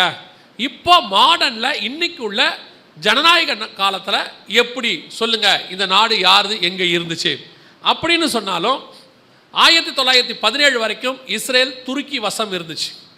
அதற்கு பிறகு ஏற்பட்ட 1ஆம் உலக யுத்தத்தில் அந்த நாடு இஸ்ரேல் வசம் வந்துச்சு, இங்கிலாந்து வசம் வந்துச்சு. அப்போ இங்கிலாந்து தோக்குற நிலைமையில் இருக்கும்போது அவங்கக்கிட்ட ஒரு சயின்டிஸ்ட் இருந்தார். அவர் பேர் சார் வைஸ்மேன். அவர் ஒரு யூதன். அவங்க ஜெயிக்கிறதுக்கு ஒரு குண்டு கண்டுபிடிச்சி கொடுத்தோன்னே இங்கிலாந்து ஜெயிச்சிட்டாங்க. அப்போ இருந்தவங்க கேட்டாங்க, உங்களுக்கு நாங்கள் என்ன செய்யணும், நீங்கள் எங்களுக்கு இவ்வளோ பெரிய வெற்றியை தேடி கொடுத்துருக்குறீங்கன்னு சொன்னபோது சார் வைஸ்மேன் சொன்னார், எங்கள் நாடு இப்போ உங்கள் கையில் இருக்குது, நீங்கள் நினச்சா அகதிகளாக 2000 வருஷமாக இருக்கிற நாங்கள் திரும்பி வருவதற்கு என்ன செய்ய முடியும், ஒரு வாய்ப்பு கொடுக்க முடியும். அது எங்கள் நாடு, எங்களுக்கு வாய்ப்பு கொடுங்க அப்படின்னு சொன்னபோது சார் வைஸ்மேனுக்காக அவங்க என்ன பண்ணாங்க, அந்த நாட்டை 3ஆக பிரித்து, அதுதான் அவங்க பண்ண பெரிய தப்பு, அந்த நாட்டை 3ஆக பிரித்து ஒரு பங்கை யூதர்கள் கையில் கொடுத்தாங்க, 2 பங்கு அரபியர்கள் கிட்ட இருந்துச்சு, ஒரு பங்கு யூதர்கள் கையில் கொடுத்தாங்க. யூதர்கள்ட்ட பண்ண தப்பு என்ன, யூதர்கள் செய்கிற தப்பு என்ன அப்படின்னு கேட்டிங்கன்னா, ஆண்டவர் அவர்களுக்கு திருப்பி தேசத்தை கொடுப்பேன் என்று சொன்னார், திருப்பி கூட்டிகிட்டு வருவேன்னு சொன்னார். ஏசாயா தீர்க்கதரிசன புஸ்தகம் 43ஆம் அதிகாரம் 5வது வசனத்தை வாசிங்க. ஏசாயா 43:5 வாசிங்க. பயப்படாதே, நான் உன்னோடு இருக்கிறேன், நான் உன் சந்ததியை கிழக்கிலிருந்து வரப்பண்ணி உன்னை மேற்கிலும் இருந்து கூட்டி சேர்ப்பேன். நான் வடக்கை நோக்கி கொடு என்றும் தெற்கை நோக்கி வைத்திராதே என்றும் சொல்லி, தூரத்திலிருந்து என் குமாரரையும் பூமியின் கடையார்ந்தத்திலிருந்து என் குமாரத்திகளையும் வரவழைப்பேன்னு ஆண்டவர் சொன்னார். சொன்னபடியே 1918 அவங்க திருப்பி கொண்டு வரப்பட்டு பால்ஃபர் டிக்ளரேஷன் அப்படிங்கிற ஒரு டிக்ளரேஷன், அதாவது ஒப்பந்தத்தின் மூலம் யூதர்கள் உள்ளே வருவதற்கு அனுமதி கொடுக்கப்பட்டது. ஆனால் யூதன் யாருமே அங்கே என்ன செய்யல, வரல. ஏன்னா அவங்கவுங்க ஊரில் அவங்க எப்படி இருந்தாங்க, ஆசீர்வாதமாக இருந்தாங்க. ஜெர்மனியில் ஒரு பக்கம், ரஷ்யாவில் ஒரு பக்கம், ருமேனியாவில் ஒரு பக்கம், இந்தியாவில் ஒரு பக்கம், எல்லா பக்கமும் அவங்க ஆசீர்வாதமாக இருந்தாங்க, ரொம்ப செழிப்பாக இருந்தாங்க. அதனால் அந்த ஊரை விட்டு வரத்துக்கு அவங்களுக்கு என்ன இல்லை, எண்ணம் இல்லை. சில நேரத்தில் ஆண்டவர் உங்களை அழைக்கும் போது உங்களுக்கு இருக்கிற இடத்த விட்டு வரத்துக்கு என்ன செய்யாது. ஆமாம், அது ஊழியமாக இருக்கட்டும், சில காரியங்களாக இருக்கட்டும், நம்ம எப்போவுமே ஆண்டவர்கிட்ட போகிறது, எங்கே போகிறோம், எப்படி, அதை சொல்லுங்கள், அதெல்லாம் பார்த்துட்டு தான் வருவோம். அதான் நம்மளுடைய பழக்கம் இல்லையா. கானான் தேசத்துக்கு போ அப்படின்னா ஆபிரகாம் என்ன பண்ணிட்டாரு, புறப்பட்டு போயிட்டாரு, அவ்வளோதான். அங்கே போனால் தேசம் எப்படி இருந்துச்சு, பாலும் தேனும் ஓடுகிற தேசம். லோத்துவை புறப்பட்டு போன்னு ஆபிரகாம் சொல்கிறாரு. ஆனால் லோத்து என்ன பண்ணுறாரு, அப்படியே ஏறு எடுத்து பார்க்குறாரு, எந்த பக்கம் நல்லா இருக்குன்னு பார்க்குறாரு. ஒரு பக்கத்தில் நல்ல தண்ணி, நீர்வளம் மிக்கதாக இருக்கு, தேவனுடைய தோட்டத்தை போல இருக்கு, எகிப்தை போல இருக்கு, சரி அங்கே போவோம் அப்படின்ட்டு அவர் நல்லா செலக்ட் பண்ணி போகிறார். ஆண்டவர் சொல்லி போகும்போது செலக்ட் பண்ணி போக முடியாது. செலெக்ஷனுக்கு உங்களுக்கு எனக்கு அதிகாரமே கிடையாது. நான் சொல்கிறது புரியுதா? அது ஊழியமோ எதுவோ, கர்த்தர் போன்னு சொன்னால் என்ன செஞ்சிடணும், போயிடணும். அந்த வார்த்தைக்கு நீங்கள் கீழ்ப்படுத்திட்டீங்கனாலே கர்த்தர் உங்களை ஆசீர்வதிக்க தொடங்கிடுவார். சில ஆட்கள் உட்காந்து ஆண்டவர்கிட்ட பேசிக்கிட்டு இருப்பாங்க, மல்லு கட்டிக்கிட்டு இருப்பாங்க, என்ன நடக்கும், நான் அப்படி போனால் என்ன ஆகும், அந்த இடத்துக்கு போனால் எனக்கு எப்படி ஆசீர்வதிப்பீர், இப்படி கேட்டுக்கிட்டே இருப்பாங்க. ஆண்டவர் கொஞ்ச நாள் பார்த்துக்கிட்டே இருப்பார். சில ஆட்கள் போகவே மாட்டான், அதான் முக்கியம். காலம் தாழ்த்திக்கிட்டே இருப்பான். ஊரே அழிய போது புறப்பட்டு போன்னு சொன்னால் லோத்து போக மாட்டார். அவர் தாமதித்து கொண்டிருக்கிறதை தூதர்கள் கண்டு கையை பிடிச்சி வழியை கொண்டு வந்து விட்டானோ. சில நேரத்தில் ஆண்டவர் அப்படி தான் கையை பிடிச்சி இழுத்துக்கிட்டு வர்றார் ஊழியத்துக்கு. சில ஆட்களை வான்னு சொன்னால் அதுக்கு அவங்கக்கிட்ட 1000 காரணம் இருக்கும். எங்கள் அப்பா அம்மாவுக்கு காரியத்தை முடிச்சுட்டு வரேன்பான், தங்கச்சிக்கு கல்யாணம் பண்ணி முடிச்சுட்டு வரேன்பாங்க. கொஞ்சம் பேர் சொல்லுவாங்க எனக்கு கொஞ்சம் கடன்லாம் இருக்குது அடைச்சிட்டு வரேன்பாங்க. இன்னும் கொஞ்சம் பேர் சொல்லுவாங்க நான் ஒரு டிகிரி படித்து முடிச்சுட்டு வரேன்பாங்க. ஊழியத்தை பையனை ஆண்டவர் ஊழியத்துக்கு கொடுக்க சொல்லுவார். இவங்க என்ன பண்ணுவாங்கன்னா, எதுக்கு ஒரு டிகிரி முடிச்சுட்டு போ, அவன் தான் ஊழியத்துக்கு போகிறானே, எதுக்கு டிகிரி, அவன் தான் ஊழியத்துக்கு போகிறான். ஊழியத்துக்கு போகிறவனுக்கு முதல் க்ரைட்டீரியாவே, முதல் காரியமே என்னென்னா எல்லாவற்றையும் விட்டு வா. அதானே, மீனை வச்சுருந்தா மீனை விட்டு வா, வலையை வச்சுருந்தா வலையை விட்டு வா, அப்பா அம்மா கூட இருந்தால் அப்பா அம்மா விட்டுட்டு வா, பையன் இருந்தால் பையனை விட்டுட்டு வா. எதை ஆண்டவர் சொல்கிறாரோ அதை விட்டுட்டு வரணும், அவ்வளோதானே. எலிசா மாடையும் ஏரையும் விட்டுட்டு வந்தார். ஆண்டவர் சொன்னால் என்ன பண்ணணும், விட்டுட்டு வானா வரணும். இப்போ இவங்க சொல்லுவாங்க எதுக்கு ஒரு டிகிரி முடிச்சுட்டு போ, எதுக்கு டிகிரி, அப்படியே அங்கேயே அவன் வாழ்க்கையில் ஒரு பின்னு குத்துறது. என்ன தெரியுமா, ஒருவேளை ஊழியத்தில் ஏதாவது நாசமாக போயிட்டீங்கன்னா கையில் உங்கள்கிட்ட என்ன இருக்குது, படிப்பு இருக்குது. அதாவது இவங்களுக்கு என்னென்னா, ஆண்டவரை விட படிப்பு மேலே பயங்கரமான மரியாதை. இப்போ ஆண்டவர் மேலே இவங்களுக்கு என்ன கிடையாது, பயமே கிடையாது, படிப்பு மேலே மரியாதை. ஒருவேளை ஏதாவது ஆகிப்போச்சுனாலும் கையில் என்ன இருக்கு, படிப்பு இருக்கு. படிப்பு உன்னை காப்பாற்றிடும், இல்லைன்னா நீ நடுத்தரம் தான் நிற்ப. படித்த பாதி பேர் நடுத்தரம் தான் நிற்கிறான். நான் படிக்க வேணும்னு சொல்கிற ஆளே கிடையாது. கர்த்தர் என்ன சொல்கிறாரோ அதை செய்யணும். கர்த்தர் அதை செஞ்சுட்டு போகிறாரு. நீங்கள் செய்யலைன்னு வச்சுக்கோங்களேன், செய்ய வைப்பார். அந்த ப்ராசஸ் இருக்குது பாருங்கள், அது ரொம்ப கஷ்டம். 1918 போக சொன்னாரா, இவங்க எவனுமே போகல. நீங்கள் போகாமல் இருந்தீங்கன்னா என்ன ஆகும்னு சொன்னார். ஆமோஸ் புஸ்தகம் 2ஆம் அதிகாரத்தில் வாசிச்சு பாருங்கள். ஆமோஸ் புஸ்தகம் 2ஆம் அதிகாரம் 13வது வசனம் வாசி. இதோ கோதுமை கட்டுகளை நிறைபாரமாய் ஏற்றப்பட்ட வண்டியில் இருக்கிறது போல நான் உங்களை நீங்கள் இருக்கிற ஸ்தலத்தில் இருத்துவேன். என்ன சொல்கிறாருன்னா, நீங்கள் போலல்ல, நான் உங்களை எப்படின்னா செய்வேன்னு கேட்டால், எப்படி ஒரு கோதுமை மூட்டையை வண்டியில் ஏற்றி ஏற்றி இருக்க கட்டுவாமல்ல, அந்த வண்டி எவ்வளோ ஏற்ற முடியுமோ அவ்வளோ ஏற்றுவாமல்ல, அந்த மாதிரி நீங்கள் இருக்கிற இடத்துல வண்டியில் ஏற்றுவேங்கிறார் ஆண்டவர். இந்த தீர்க்க தரிசனம் அப்படியே துல்லியமாக நிறைவேறுச்சு. எப்போன்னு கேட்டிங்கன்னா 18 கர்த்தர் போக சொன்னார். இந்த பயலை என்ன செய்யலை, போகலை. திடீர்னு இவங்க இருந்த ஊரில் ஆண்டவர் எதிரி எழுப்பி விட்டார். எல்லா ஊர்லேயும் நம்ம ஆண்டவருக்கு அது ரொம்ப ஈஸியாக முடியும். ஜெர்மனியில் ஹிட்லரை எழுப்பிட்டார். ரஷ்யாவில் ஒரு சர்வாதிகாரி ஸ்டாலின்னு வந்தார், அவரை எழுப்பி விட்டார். இத்தாலியில் முசோலினின்னு ஒருத்தனை எழுப்பிட்டார். எல்லா பக்கமும் யூதர்களுக்கு எதிர்ப்பு. கடைசியாக அவனுங்க 4 பக்கமும் யூதர்களை அடித்தான் பாருங்க. அடித்த அடியில் இப்போ நீங்கள் பாருங்கள், இந்த ட்ரெயினில் அவங்கள ஏற்றுவாங்க, எப்படி ஏற்றுவாங்கன்னு பாருங்கள். ஒரு கம்பார்ட்மெண்ட்டில் 150 பேர் 200 பேரை ஏற்றுவாங்க. ஒரு சின்ன ஜன்னல் தான் இருக்கும், அதில் மூச்சு கூட விட முடியாது. அவங்க எப்படி ஏற்றுறாங்க பாருங்கள். இது கோதுமை கட்டிகளை நீங்கள் இருக்கிற இடத்தில் கோதுமைகளை வண்டியில் இருக்கிறது போல உன்னை இருத்துவேன்றார் ஆண்டவர். தீர்க்க தரிசனம் அப்படியே துல்லியமாக நிறைவேறுச்சு. ஆண்டவர் சொன்னபடி ஒரு கம்பார்ட்மெண்ட்டில் 70 பேர் 50 பேர் இருக்கலாம், 200 பேர் ஏற்றுவான். அவங்க இறங்கி வந்துக்கிட்டே இருப்பாங்க. நீங்கள் பாருங்கள் எவ்வளோ பேர் இறங்கி வரான் பாருங்கள் ஒரு வண்டியிலேருந்து. கர்த்தர் சொன்னபடி ஆமோஸ் 2ஆம் அதிகாரத்தில் சொன்ன தீர்க்க தரிசனம் மிக துல்லியமாய் நிறைவேறுச்சு. அதே 2ஆம் அதிகாரத்தில் ஆண்டவர் அடுத்து சொல்கிறாரு, இங்கே பாருங்க, அதே 2ஆம் அதிகாரம் 16வது வசனம், பலசாலிகளுக்குள்ளே தைரியவான் அந்நாளிலே நிர்வாணியாய் ஓடி போவான் என்று கர்த்தர் சொல்லுகிறார். இது அன்னைக்கு உள்ள யூதர்கள் நிலைமை, அன்னைக்கு உள்ள ஜெர்மனியில் உள்ள யூதர்களுடைய நிலைமை. இன்னைக்கு யூதனை கண்டா உலகமே பயப்படுதில்ல, பெரிய இராணுவம், அவங்கள அடிக்க முடியாது உதைக்க முடியாது எல்லாம் சொல்கிறாங்கல்ல. இதுதான் 1936 உள்ள நிலைமை. அதோட அர்த்தம் என்ன தெரியுமா? கர்த்தர் நல்லபடியாக போன்னு சொல்லும் போது என்ன செஞ்சிடணும், போயிடணும். செய்யுன்னு சொல்லும் போது என்ன பண்ணிடணும், செஞ்சிடணும். முடியாது, இப்போ நடக்காது, அப்பா ஆவாது, இது செய்ய மாட்டேன் அதை செய்ய மாட்டேன் அப்படின்னு சொல்லி கடைசியாக என்ன ஆகும் தெரியுமா, நிர்வாணியாக ஓடி போகிற நிலைமைக்கு வந்துடும். அதான் கடைசியாக ஆகிடும். எல்லாத்தையும் எடுத்துக்கிட்டு விட்டுருவாங்க. கடைசியில் இவங்க எப்படி வந்தாங்க தெரியுமா, தப்பிச்சா போதும், ஊருக்குள்ளே வந்த அந்த அவங்க கையிலேருந்து தப்பிச்சா போதுங்கிற அளவுக்கு வந்தாங்க. சில நேரத்தில் கர்த்தர் சொல்லும் போது என்ன பண்ணிடணும், எதையுமே செஞ்சிடணும். ஊழியமோ கல்யாணமோ எல்லாமே.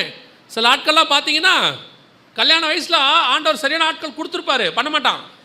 முடி நீளமாக இல்லை, பொண்ணு இன்னும் கொஞ்சம் உயரமாக இருக்கணும், இன்னும் கொஞ்சம் கலராக இருந்தால் நல்லா இருக்கணும், இன்னும் கொஞ்சம் படிச்சிருந்தா நல்லாயிருக்கும், ஒன்று ஒன்றா தட்டிக்கிட்டே இருப்பான். வயசு 42 தாண்டிடும். அப்புறம் சொல்லுவார், எது இருந்தாலும் பரவாயில்ல, ஒன்று கூட கிடைக்காது, ஒன்று கூட கிடைக்காது. சில சிஸ்டர்ஸும் அப்படி இருக்காங்க.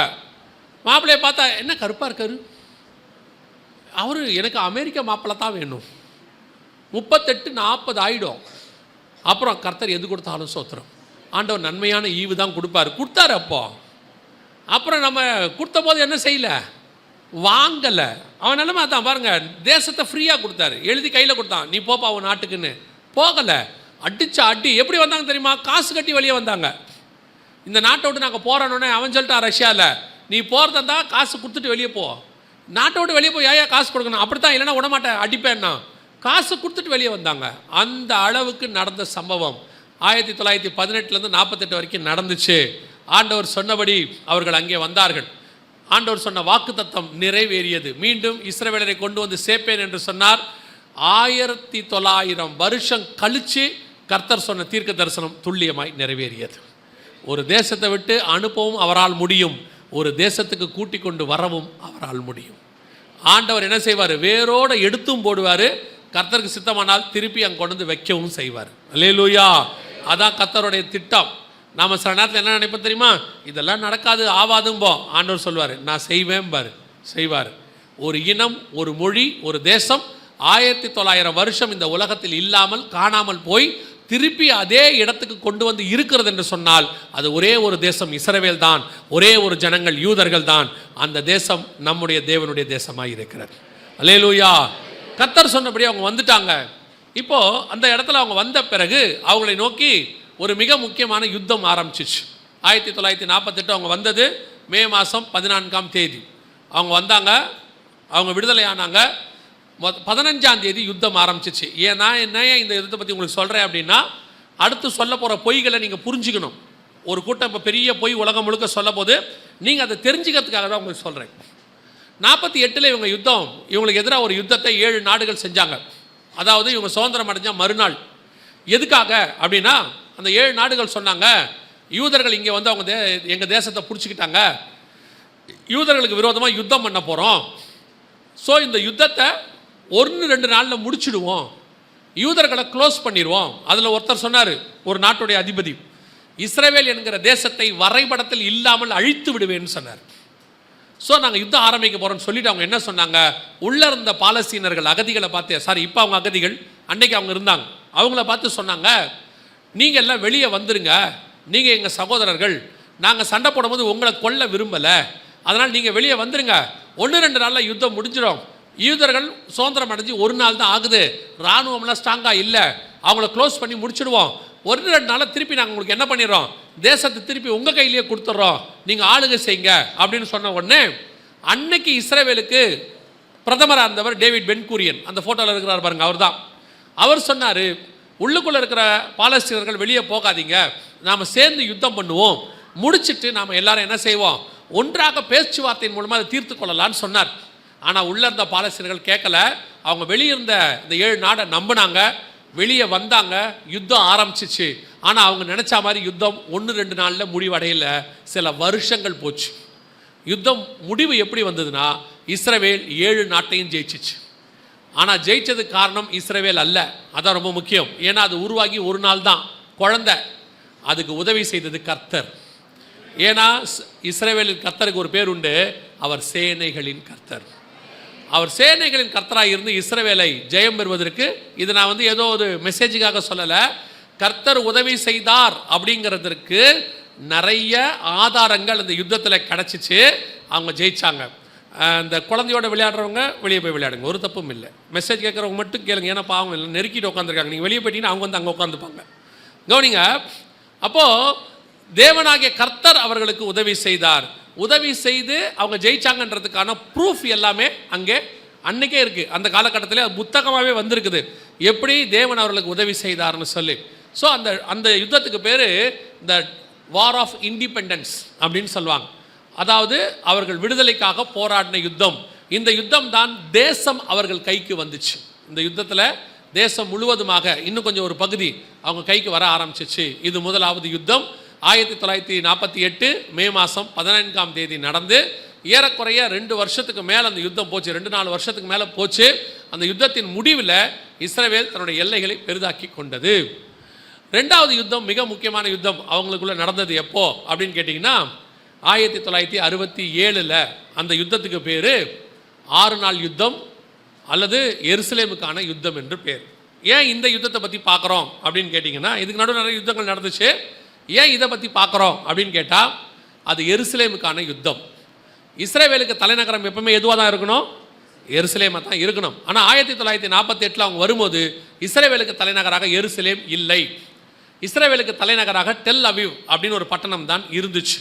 ஏன் தலைநகராக இல்லை அப்படின்னா, அதுக்கு 2 காரணம் இருக்குது. ஒன்று ஆவிக்குரிய காரணம், ஒன்று உலக பிரகாரமான காரணம். ஆவிக்குரிய காரணம் என்ன அப்படின்னு கேட்டிங்கன்னா, வாசிங்க மீகாவின் புஸ்தகம் 3ஆம் அதிகாரம் 12வது வசனத்தை வாசிங்க. மீகா 3:12 வாசிங்க. ஆகையால் உங்கள் நிமித்தம் சீயோன் வயல்வெளியைப் போல உளப்பட்டு, சீயோன் வயல்வெளியைப் போல உளப்பட்டு எருசலேம் மண்மேடுகளாய் போகும். எருசலேம் மண்மேடுகளாகி போகும். ஏன் எருசலேம் மண்மேடுகளாகி போகும்? எருசலேம் மண்மேடாகிறதுக்கு என்ன காரணம்? இந்த மீகா யாருன்னு கேட்டிங்கன்னா, எரேமியா காலத்தில் வாழ்ந்ததான ஒரு தீர்க்கதரிசி. எரேமியா 26 இதே தீர்க்க தரிசனத்தை மீகா உரைத்தார்னு எரேமியா சொல்லியிருப்பாருங்க. அவங்க காலகட்டத்தில் வாழ்ந்தவங்க. ஸோ எருசலேம் மண்மேடாகி போகிறதுக்கு என்ன காரணங்கிறத மீகாலையும் வாசிக்கலாம், எரேமியாலையும் நீங்கள் வாசிக்கலாம். வாசிக்கும் போது பார்த்தீங்கன்னா, எருசலேம் தேவனுக்கு விரோதமான பட்டணமாய் மாறிடுச்சு. எருசலேம் முழுக்க விக்கிரக ஆராதனை, ஒவ்வொரு மரத்துக்கு கீழேயும் விக்கிரகமா, ஒவ்வொரு மலைக்கு மேலேயும் விக்கிரகம். எகிப்தியருடைய விக்கிரகம், அப்புறம் கானானியருடைய விக்கிரகம், எல்லாத்தையும் அவங்க கும்பிட ஆரம்பித்தாங்க. இது கர்த்தருக்கு அருவருப்புன்னு வேதம் சொல்லுது. அதனுடைய விளைவு எருசலேமை கர்த்தர் கைவிட்டார். நல்லா தெரிஞ்சுக்கொள்ளுங்க, தேவன் அருவருக்கிற காரியத்தை ஒரு பட்டணம் செய்யும் போது அந்த பட்டணத்தை கர்த்தர் என்ன செய்வார்? கைவிடுவார். பல நேரத்தில் ஆண்டவர் கண்டும் காணாதவரை போல இருக்கிறாரு அப்படின்னு நீங்கள் நினைக்கிறீங்க. சில நேரத்தில் இப்போது ஆர்கியூ பண்ணுறவங்களாம் சொல்லுவாங்க, அந்த பட்டணம் அப்படி இருக்குது, அந்த தேசம் இப்படி இருக்குது. சில ஆட்கள் பாருங்கள், தேவனுக்கு விரோதமானவங்க நல்லா தெரியும், தேவ பிள்ளைகளுக்கு விரோதமாக அவங்க சட்டங்களை ஏற்றுவாங்கன்னு தெரியும். எத்தனையோ நாடுகள் அப்படி இருக்கு. இப்போது ரிச்சர்ட் உம்ரான் ஐயா காலத்தெல்லாம் நீங்கள் பார்த்துருப்பீங்க, அல்லது பவுல் காலத்தில் பார்த்துருப்பீங்க. தேவ பிள்ளைகளுக்கு விரோதமாக, சபைக்கு விரோதமாக கவர்மெண்ட்டுகள் எழும்பிக்கிட்டே இருக்கும். ஆனால் அந்த கவர்மெண்ட் எல்லாம் பார்த்தீங்கன்னா 10 வருஷம் 20 வருஷம் 30 வருஷம் இருக்கும். நமக்கு என்ன ஆசையாக இருக்கும்? அந்த கவர்மெண்ட்டு உடனே போயிடணும், அந்த கவர்மெண்ட் உடனே போயிடணும். நம்மளும் ஜாப் பண்ணுறோம். ஜாப் பண்ண அந்த கவர்மெண்ட் போதா? பல நேரத்தில் என்ன செய்யல, அந்த கவர்மெண்ட்டு போக மாட்டேங்குது. நம்மால் தீர்க்க தரிசனம் வேறு உரைச்சி பார்க்குறாங்க, இதோட முடிஞ்சிடும்னு. போக மாட்டேங்குது.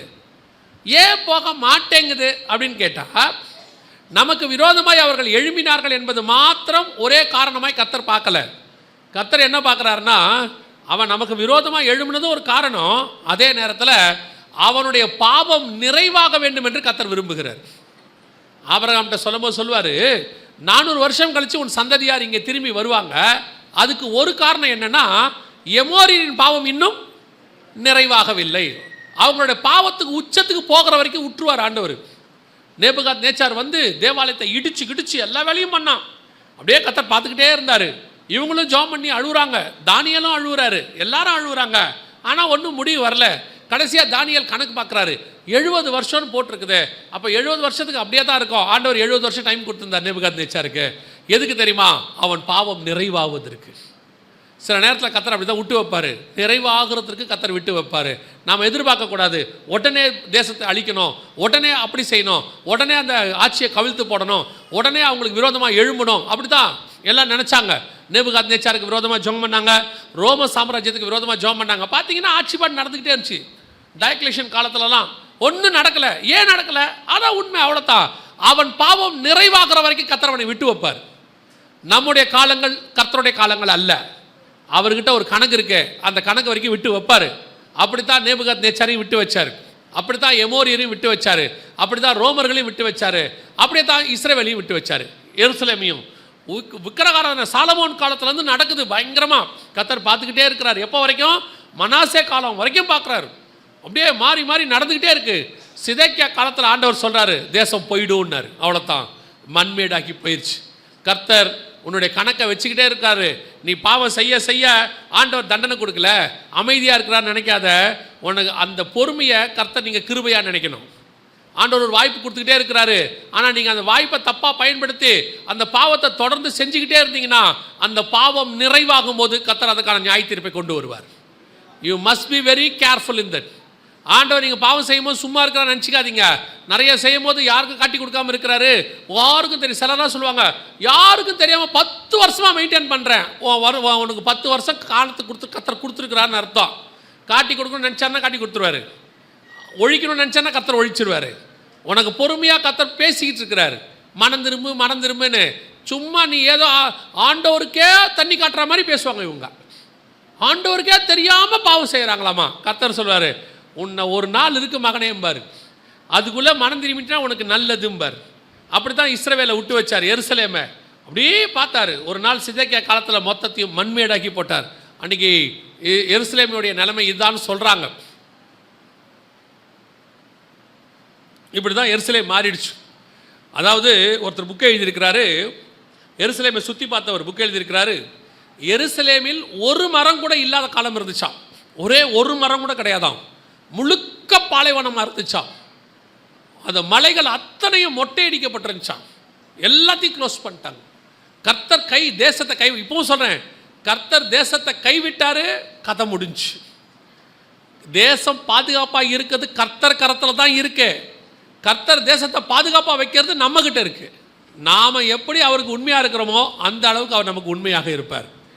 நாம் அக்கிரமம் மிகுதி ஆகிட்டே இருந்துச்சு, உணர்த்திக்கிட்டே இருப்பார். ஒரு நாள் யாருக்கிட்டையாவது பிடிச்சி கொடுத்துருவார். அதான் நடக்கும். நாம் செய்யறதுக்கெல்லாம் அவர் உடனே தண்டனை கொடுக்கலன்னு ரொம்ப ஆடிடக்கூடாது.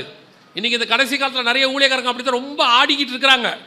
ஏன்னா ஆட்டத்துக்கு உடனே என்ன வரல, பழைய ஏற்பாடு மாதிரி அக்கினி இறங்கி பட்சித்தது, உடனே பொன் கண்ணுக்குட்டியே உடனே அந்த இடத்துல ஒரு வாதை வந்தது, அதெல்லாம் இப்போ வர்றதில்ல. அதனால் இவங்க என்ன நினச்சிக்கிட்டாங்க, ஓ நம்ம செய்யறதெல்லாம் சரி போல அப்படின்னு நினச்சிக்கிட்டாங்க. இல்லை, கர்த்தர் உனக்கு டைம் கொடுக்குறாரு, சரி பண்ணிக்கிட்டா நல்லது, இல்லைனா ஒரு நாள் மண்மேடாக்கி போடுவார். அதையும் கர்த்தர் அது கூட உன் நன்மைக்கு தான் செய்வார். எல்லாத்தையும் மண்மேடாக்கி போட்டு திருப்பி கர்த்தர் சொல்வார், எப்படி இருந்த நீ எப்படி ஆகிட்ட பற்றியான்னு கேட்பார். நீ வயல்வெளியை போல இருந்த வனாந்தரமாய் மாறிவிட்டாயும்பாரு. அப்படி தான் ஆயிடுச்சு எருசலேம். கர்த்தர் சொன்னபடி மாறிவிட்டது. இது ஸ்பிரிச்சுவல் காரணம். உலக பிரகாரமான எருசலேம் இப்படி ஆகிறதுக்கு ஏன் தலைநகராக மாறலை அப்படின்னு கேட்டிங்கன்னா, அது 3 முக்கியமான மதங்களுக்கு மைய இடமாக பார்க்கப்பட்டது. இன்னும் கொஞ்சம் பேர் சொல்கிறாங்க நிறைய மதங்கள் அங்கே தான் உருவாச்சுன்னு சொல்கிறாங்க. ஆனால் 3 முக்கியமான மதம், ஒன்று யூத மதம், இன்னொன்று இஸ்லாமிய மதம், 3வது கிறிஸ்தவம். இது 3மே அங்கேருந்து தான் வந்துச்சு அப்படின்னு ஒரு காரியம் சொல்லப்படுது. நல்லா கவனிச்சுக்கொள்ளுங்க. யூதர்களுக்கு அங்கேருந்து வந்தது, அதுக்கு காரணம் இருக்குது, நம்ம எல்லாருக்கும் தெரியும். இந்த எருசலேமை பற்றி நம்ம அத்தனை பேருக்கும் தெரியும். இன்னும் உங்களுக்கு அடுத்த ஒரு ப்ரூஃப் ஒன்று சொல்லணும். என்னன்னு கேட்டால், இந்த எருசலேம் யாருக்கு சொந்தம்னு இப்போ ஒரு சண்டை ஒன்று போயிட்டு இருக்கு ஐநா சபையில். உங்களுக்கும் நிறைய பேர் என்ன சொல்கிறாங்க தெரியுமா? எருசலேமை 2ஆக பிரிச்சுருவோம், அதுக்கு பேர் 2 ஸ்டேட் சொல்யூஷன் அப்படின்னு அர்த்தம். ஐநா சபையில் தீர்மானம் இருக்குது, நான் அதை உங்களுக்கு காட்டுறேன். எருசலேமை 2ஆக பிரிச்சுருவோம், 2ஆக பிரிச்சுட்டா பிரச்சனையே ஓவருங்க, சண்டையே இருக்காது. பாலஸ்தீனத்துக்கு பாதி, இஸ்ரேலுக்கு பாதியாக எருசலேமை 2ஆக பிரிச்சுருங்க, யாருக்கும் எந்த ப்ராப்ளமும் வராது அப்படின்னு சொல்கிறாங்க. சரி, பிரிக்கலாமா அப்படின்னு கேட்டால் பைபிள் படி பிரிக்க முடியாது. ஆனால் இன்னொரு காரியமும் பார்க்கணும். சாலமோன்ட்ட 2 பெண்கள் ஒரு குழந்தைய எடுத்துகிட்டு வந்தாங்க. அந்த சம்பவம் ஞாபகம் இருக்குது தானே உங்களுக்கு? ஞாபகம் இருக்குதுல்ல? அப்படி இருக்கும்போது அந்த பிள்ளையை பெற்ற தாய் சொன்னால் இது ஏன் குழந்தைன்னு, இன்னொருத்தம்மா சொல்லிச்சு இது ஏன் குழந்தைன்னு. இப்போ சாலமோன் சொன்னார் 2 என்ன பண்ணிடலாம், வெட்டிடுவோன்னாரு. வெட்டிடுவோம், ஆளுக்கு பாதியாக கொடுத்துருவோன்னு. உடனே பிள்ளையை பெற்ற தாய் சொன்ன வார்த்தை என்ன? அது பிரிக்க, அது வெட்டக்கூடாது, உயிரோடு இருந்தாலும் பரவாயில்ல, யாருக்கிட்டே இருக்கட்டும், அவகிட்டே இருக்கட்டும். இப்போ சாலமோன் சொன்னார், அவள் தான் உண்மையான தாய். எவன் தன்னுடையதை வெட்டினாலும் பரவாயில்ல நினைக்கிறானோ அவன் அதுக்கு உரியவனாக இருக்க மாட்டான். எவன் எக்காரணம் கொண்டு வெட்டக்கூடாது என்று சொல்லுகிறானோ அவனே அதற்கு தாயாகவும் தகப்பனாகவும் இருப்பான். எருசலேமிலும் இதான் நடக்குது. அதை எக்காலத்திலும் பிரிக்கக்கூடாதுன்னு யூதர்கள் சொல்கிறாங்க. இவங்க சொல்கிறாங்க பரவாயில்ல, பாதி கிடச்சா கூட பரவாயில்ல, பாதி கொடுத்துருங்க, பாதி அவங்ககிட்ட இருக்கட்டும்ன்றாங்க. அதோட அர்த்தம் என்ன? பாதியாவது எங்களுக்கு வந்தாலும் பரவாயில்லன்னு அவங்க சொல்கிறாங்க. ஆனால் முழு எருசலேமும் எங்களுக்கு வேணும்னு யூதர்கள் சொல்கிறாங்க. ஆனால் உண்மையிலே எருசலேம் யாருக்குரியது? வாங்க 14ஆம் அதிகாரம் ஆதியாகமத்தின் புஸ்தகம் 18வது வசனத்தை வாசி. அன்றியும் உன்னதமான தேவனுடைய ஆசாரியனா இருந்த சாலேமின் ராஜாவாகிய மெல்கிசேதேக்கு. சாலேமின் ராஜா அப்படின்னா, சாலேம் என்பது ஒரு நாடு அல்லது ஒரு ஊர் அல்லது ஒரு பட்டணம், அதோடைய ராஜாவாகிய மெல்கிசேதேக்கு அப்படின்னு இருக்கு. அப்போ இந்த சாலேம் என்பது எங்கே இருக்குது, எது அப்படின்னு கேட்டிங்கன்னா வேறு எதுவும் இல்லை, அதான் எருசலேம். சாலேம்னா சமாதானம்னு அர்த்தம், எருசலேம்னா சமாதானத்தின் நகரம்னு அர்த்தம். அன்னைக்கே அந்த ராஜா யாரோட உடன்படிக்கை பண்ணிட்டாரு? ஆபிரகாமோட பண்ணிட்டார். சரி, இதெல்லாம் ஸ்பிரிச்சுவலுங்க. உலக பிரகாரமாக லேண்டை பற்றி பேசுங்க அப்படின்றீங்கன்னா 15ஆம் அதிகாரம் ஆதியாகமத்தின் புஸ்தகம், 15ஆம் அதிகாரம் ஆதியாகமத்தின் புஸ்தகம் கடைசி வசனம் வாசிங்க. எமோரியரும் கானானியரும் கிர்காசியரும் எபூசியரும் என்பவர்கள் இருக்கிறதுமான இந்த தேசத்தை உன் சந்ததிக்கு கொடுத்தேன். யாருக்கு? உன் சந்ததிக்கு கொடுத்தேன் ஆண்டவர் ஆபிரகாம்கிட்ட சொல்லிட்டாரு. சரி, அதில் எருசலேம் எங்கேயாவது இருக்கா? இல்லை. ஆனால் எபூஸ்னு ஒன்று இருக்கு இல்லையா? நியாயாதிபதிகளின் புஸ்தகம் 19ஆம் அதிகாரம் 10வது வசனத்தை வாசிங்க. நியாயாதிபதிகள் 19:10 வாசிங்க. அந்த மனுஷனோ ராத்திரிக்கு இருக்க மனதில்லாமல் 2 கழுதைகள் மேலும் சேணம் வைத்து தன் மறுமனையாட்டியை கூட்டிக் கொண்டு எழுந்து புறப்பட்டு எருசலேம் ஆகிய எபூசுக்கு நேராக வந்தான். எபூசுனா என்ன அர்த்தம்? எருசலேம்னு அர்த்தம். எருசலேமுக்கு இன்னொரு பேர் தான் என்னது? எபூசு. அப்போ இந்த ஆபிரகாம்கிட்ட கொடுக்கும்போது எந்தெந்த இடத்த சேர்த்து கொடுக்கும்போது ஒரு இடத்துல இன்னொரு பேர் இருக்குது, அது என்னது? எருசலேமையும் கர்த்தர் என்னைக்கு கொடுத்துட்டாரு? அன்னைக்கே ஆபிரகாமுக்கிட்ட கொடுத்துட்டார். அந்த எருசலேம் ஆகிய எபூசுவில் தான் தாவீது 40 வருஷம் அரசாண்டார். அதற்கு பிறகு சாலமோன் 40 வருஷம், ரெகேபயாம் அவருடைய சந்ததிகள் எல்லாம் அரசாண்டுக்கிட்டே வந்தாங்க. அவங்களுக்கு யூதா தலைநகராக இருந்தது, சமாரியா தலைநகரம். இப்படி 2ஆக பிரிஞ்சிச்சு. அவங்க 10 கோத்திரம் 2 கோத்திரம் பிரிஞ்சாங்க. அதில் ஒரு கோத்திரத்துக்கு எருசலேம் தலைநகராக இருந்துச்சு, இன்னொரு கோத்திரத்துக்கு சமாரியா தலைநகராக இருந்துச்சு. இது பைபிளில் இருக்குது. சரி, இதெல்லாம் பைபிள் கணக்கு, நாங்கள் ஒத்துக்க மாட்டோம், அவங்க இது அவங்களது இல்லை அப்படின்னு அவங்க சொல்கிறாங்க. கவனிங்க, இப்போ 1967 மிக முக்கியமான யுத்தம். இதுக்கு பேர் 6 நாள் யுத்தம்னு பேர். இங்கே இருக்கு பாருங்க, இதுக்கு பேர் 6 நாள் யுத்தம். இந்த யுத்தத்தில் 6 நாளில் எருசலேம் இஸ்ரவேல் வசம் வந்துச்சு. இது நடைபெற்றது 1967 ஜூன் மாதம் 5ஆம் தேதி ஆரம்பிச்சிச்சு. இதில் நல்லா கவனிச்சு பாருங்க, இப்போ தான் அஃபீஷியலாக யூதர்கள் உள்ளே நுழையிறாங்க. ஏறக்குறைய 1900 வருஷம் கழிச்சு கிபி 70 தங்கள் சுய தேசத்தை விட்டு வெளியே போனாங்க, எருசலேமை விட்டு வெளியே போனாங்க, தேவாலயம் இடிக்கப்பட்டது, திருப்பி உள்ளே நுழையிறாங்க. இதான் கர்த்தர் சொன்ன வாக்கு தத்தத்தின் நிறைவேறுதல். அங்கே இருக்குது பாருங்க, இதான் அவங்க உள்ளே நுழைஞ்சது. சரி இருக்கட்டும், கவனி. இவங்க திரும்பி வருவாங்கன்னு சொல்லி ஆண்டவர் ஏற்கனவே வாக்கு பண்ணிட்டார். அவர் தான் மண்மேடாக்கி போடுவேன்னு சொன்னார், அவரே தான் வாக்கு பண்ணார். சகரியாவின் புஸ்தகம் 12ஆம் அதிகாரம் 6வது வசனம். எல்லாருமே அந்த சகரியா புஸ்தகம் 12ஆம் அதிகாரத்தை எடுத்து 1 முதல் 6 வசனத்தை மார்க் பண்ணி வச்சுக்கோங்க. அது 2018 2024 நடக்கிற சம்பவம் அதில் இருக்குது. தீர்க்க தரிசனம் உரைக்கப்பட்டது. சகரியா 12 1 முதல் 6. அதில் சகரியா 12:6 வாசிங்க. அந்நாளிலே யூதாவின் தலைவரை விறகுகளுக்குள்ளே எரிகிற அக்கினி அடுப்புக்கும் வைக்கோல் கட்டுகளுக்குள்ளே எரிகிற தீவட்டிக்கும் ஒப்பாக்குவேன். அவர்கள் வலதுபுறமும் இடதுபுறமுமாக புறப்பட்டு சுற்றிலும் இருக்கிற எல்லா ஜனங்களையும் பட்சிப்பார்கள். எருசலேம் திரும்பவும் தன் ஸ்தானமாகிய எருசலேமிலே குடியேற்றப்பட்டிருக்கும். எருசலேமை திருப்பி கொண்டு என்ன பண்ணிடுவேன்? குடியேற்றிடுவேன்னு கர்த்தர் சொன்னார். சொன்னபடி செஞ்சாச்சு. எருசலேம் குடியேற்றப்பட்டாச்சு. இப்போ நீங்கள் பார்க்குறது எருசலேம் இரவிலே அவர்கள் வாசம் பண்ணுறாங்க. லைட்டெல்லாம் எரியுதா அப்படின்னா குடியேறிட்டாங்கன்னு அர்த்தம். கர்த்தர் சொன்னபடி 1900 வருஷம் கழிச்சு எருசலேம் அவர்கள் வசம் வந்து விட்டது. அவர்கள் குடியேறியாச்சு. இப்போ நாம் என்ன சொல்ல வரோம்? எருசலேம் கர்த்தர் சொன்னபடி வந்தாச்சு. ஆனால் அந்த இடத்துல ஒரு வார்த்தையை ஆண்டவர் சொல்கிறாரு, எருசலேம் திரும்பவும் தன் ஸ்தானமாகிய எருசலேமிலே குடியேற்றப்பட்டிருக்கும் அப்படின்னு சொன்னார். இப்போது 6 நாள் யுத்தத்தில் அது அவங்கக்கிட்ட வந்துருச்சு. சகரியா 12:6 நிறைவேறிடுச்சு. ஆனால் அதில் திரும்பவும் தன் ஸ்தானமாகிய எருசலேம்லேன்னு இருக்குது பார்த்தீங்களா? அதோட அர்த்தம் என்னென்னா, எருசலேமுக்கு ஒரு ஸ்தானம் உண்டு. என்ன ஸ்தானம்னு கேட்டிங்கன்னா, அது மகாராஜாவின் நகரம், அது இஸ்ரவேலுக்கு தலைநகரம். எப்போவுமே அதுதான் இஸ்ரவேலுக்கு என்னவா இருக்குது? தலைநகராக இருக்கு. ஸோ இஸ்ரவேலுக்கு அது தலைநகராக மாறணும். நான் ஏற்கனவே சொன்னேன், 1948 அது தலைநகராக மாறவே இல்லை. 1967 அது தலைநகராக மாறவே இல்லை. ஏன்னா டெல் அவீவ் அப்படின்னு ஒரு பட்டணம் இருந்துச்சு. கர்த்தருடைய நேரம் டைம் வரல. கர்த்தர் சொன்ன நாள் வருஷம் வந்தால் தான் தலைநகராக மாறும். கர்த்தர் சொன்னபடி துல்லியமாக அந்த நேரம் வந்துச்சு. சரியாக இஸ்ரவேல் தேசம் உருவாகி 70வது வருஷம், கரெக்டாக எருசலேம் அவங்க கைக்கு வந்து 50வது வருஷம், கர்த்தர் சொன்னபடி திரும்பவும் அதே ஸ்தானத்துக்கு எருசலேம் குடியேற்றப்பட்டு விட்டது. எருசலேம் இஸ்ரவேலுடைய தலைநகராக மாறிவிட்டது. கர்த்தர் சொன்ன தீர்க்க தரிசனம் துல்லியமாக நடந்துடுச்சு. ஆண்டவர் சொன்னபடி இந்த நூற்றாண்டில் நான் சொல்கிறேன், இந்த 2000 வருஷத்தில் எத்தனையோ தீர்க்க தரிசனங்கள் துல்லியமாக நிறைவேறி இருக்குது. அதில் நம்ம காலத்தில் நம்ம கண்ணுக்கு முன்னாடி நிறைவேறின மிகப்பெரிய தீர்க்க தரிசனத்தின் ஒன்று எருசலேம் இஸ்ரவேலுக்கு தலைநகராக மாறியது. அல்லேலூயா. நம்ம சொல்கிறோம்ல, இதெல்லாம் நடக்குமா நடக்காதா? நல்லா கவனிங்க. கிட்டத்தட்ட இஸ்ரவேல் விடுதலையாகி 70 வருஷம் ஆச்சு. ஆனால் எருசலேமை தலைநகராக மாற்றவே அவங்களால முடியலை. அவங்கக்கிட்ட எருசலேம் வந்து 50 வருஷம் ஆச்சு, அவங்களால தலைநகராக மாற்றவும் முடியலை. அவ்வளோ தூரம் உலக நாடுகள் ப்ரெஷர். அந்த 12ஆம் அதிகாரம் 3-4 வசனங்கள் வாசிங்க. சகரியா 12:3-4. அந்நாளிலே நான் எருசலேமை சகல ஜனங்களுக்கும் பாரமான கல்லாக்குவேன். நல்லா கவனிங்க. எருசலேமை தலைநகரா மாத்தணும்னு சொன்னா உலகமே ஒண்ணு கூடிடும். கூடாதுன்னு சொல்லிடும். கூடாது, நோ சான்ஸ் அப்படின்றவாங்க. ஆனா கர்த்தர் என்ன சொல்றாரு? வாசிங்க தொடர்ந்து. அதை கிளப்புகிற யாவரும் சிதைக்கப்படுவார்கள், பூமியில் உள்ள ஜாதிகள் எல்லாம் அதற்கு விரோதமாய் கூடிக்கொள்வார்கள். என்னாச்சு தெரியுமா?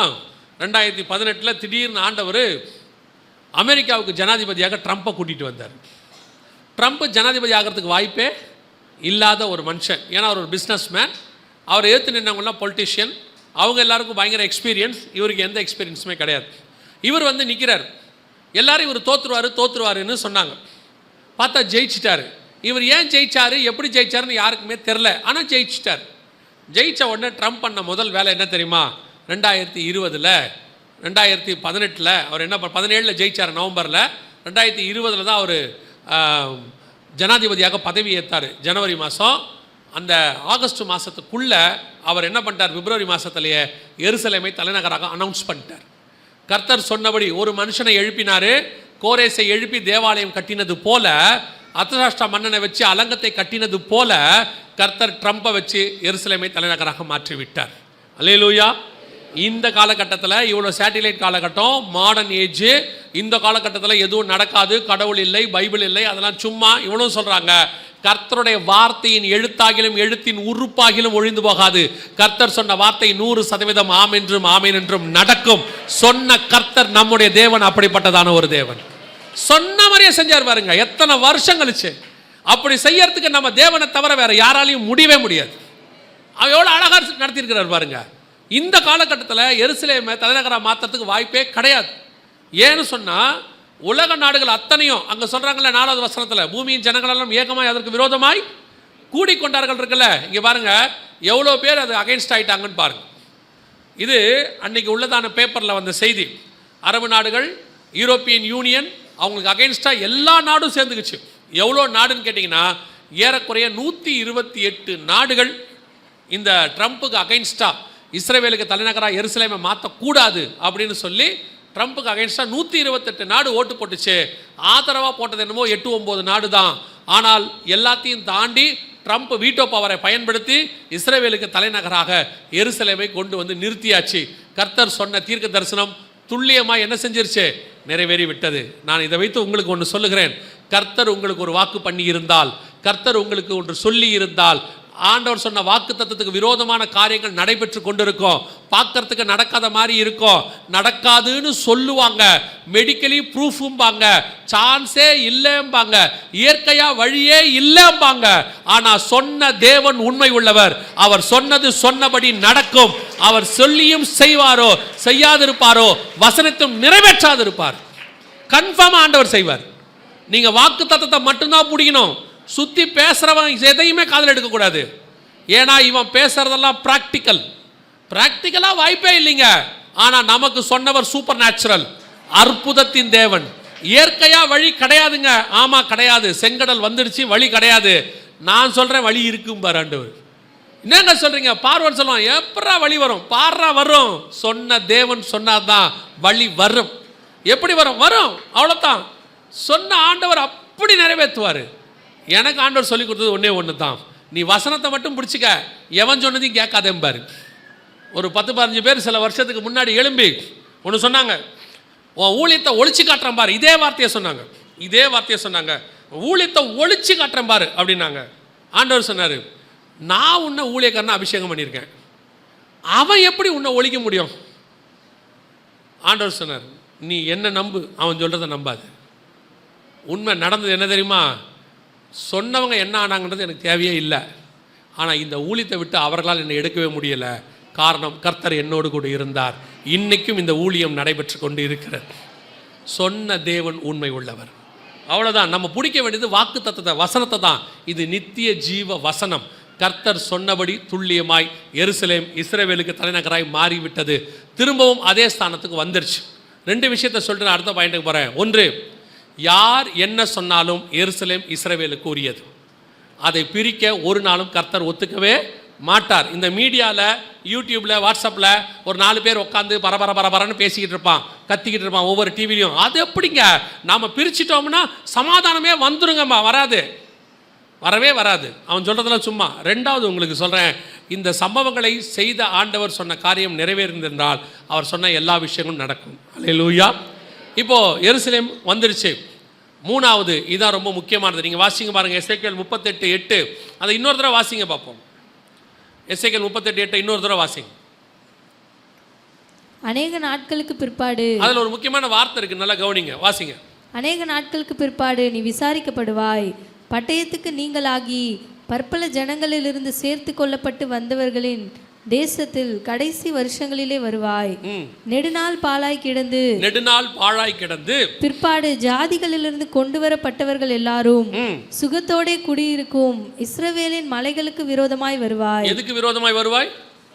பர்டிகுலரா எதுக்கு விரோதமாய்? மலைகளுக்கு விரோதமாய். இந்த யுத்தம் தான் மிக முக்கியமான 3வது யுத்தம். போன வருஷம் அக்டோபர் மாதம் ஆரம்பிச்சிச்சு. அந்த யுத்தத்துக்கு பேர் அல்-அக்ஸா ஃப்ளட் அப்படின்னு பேர்.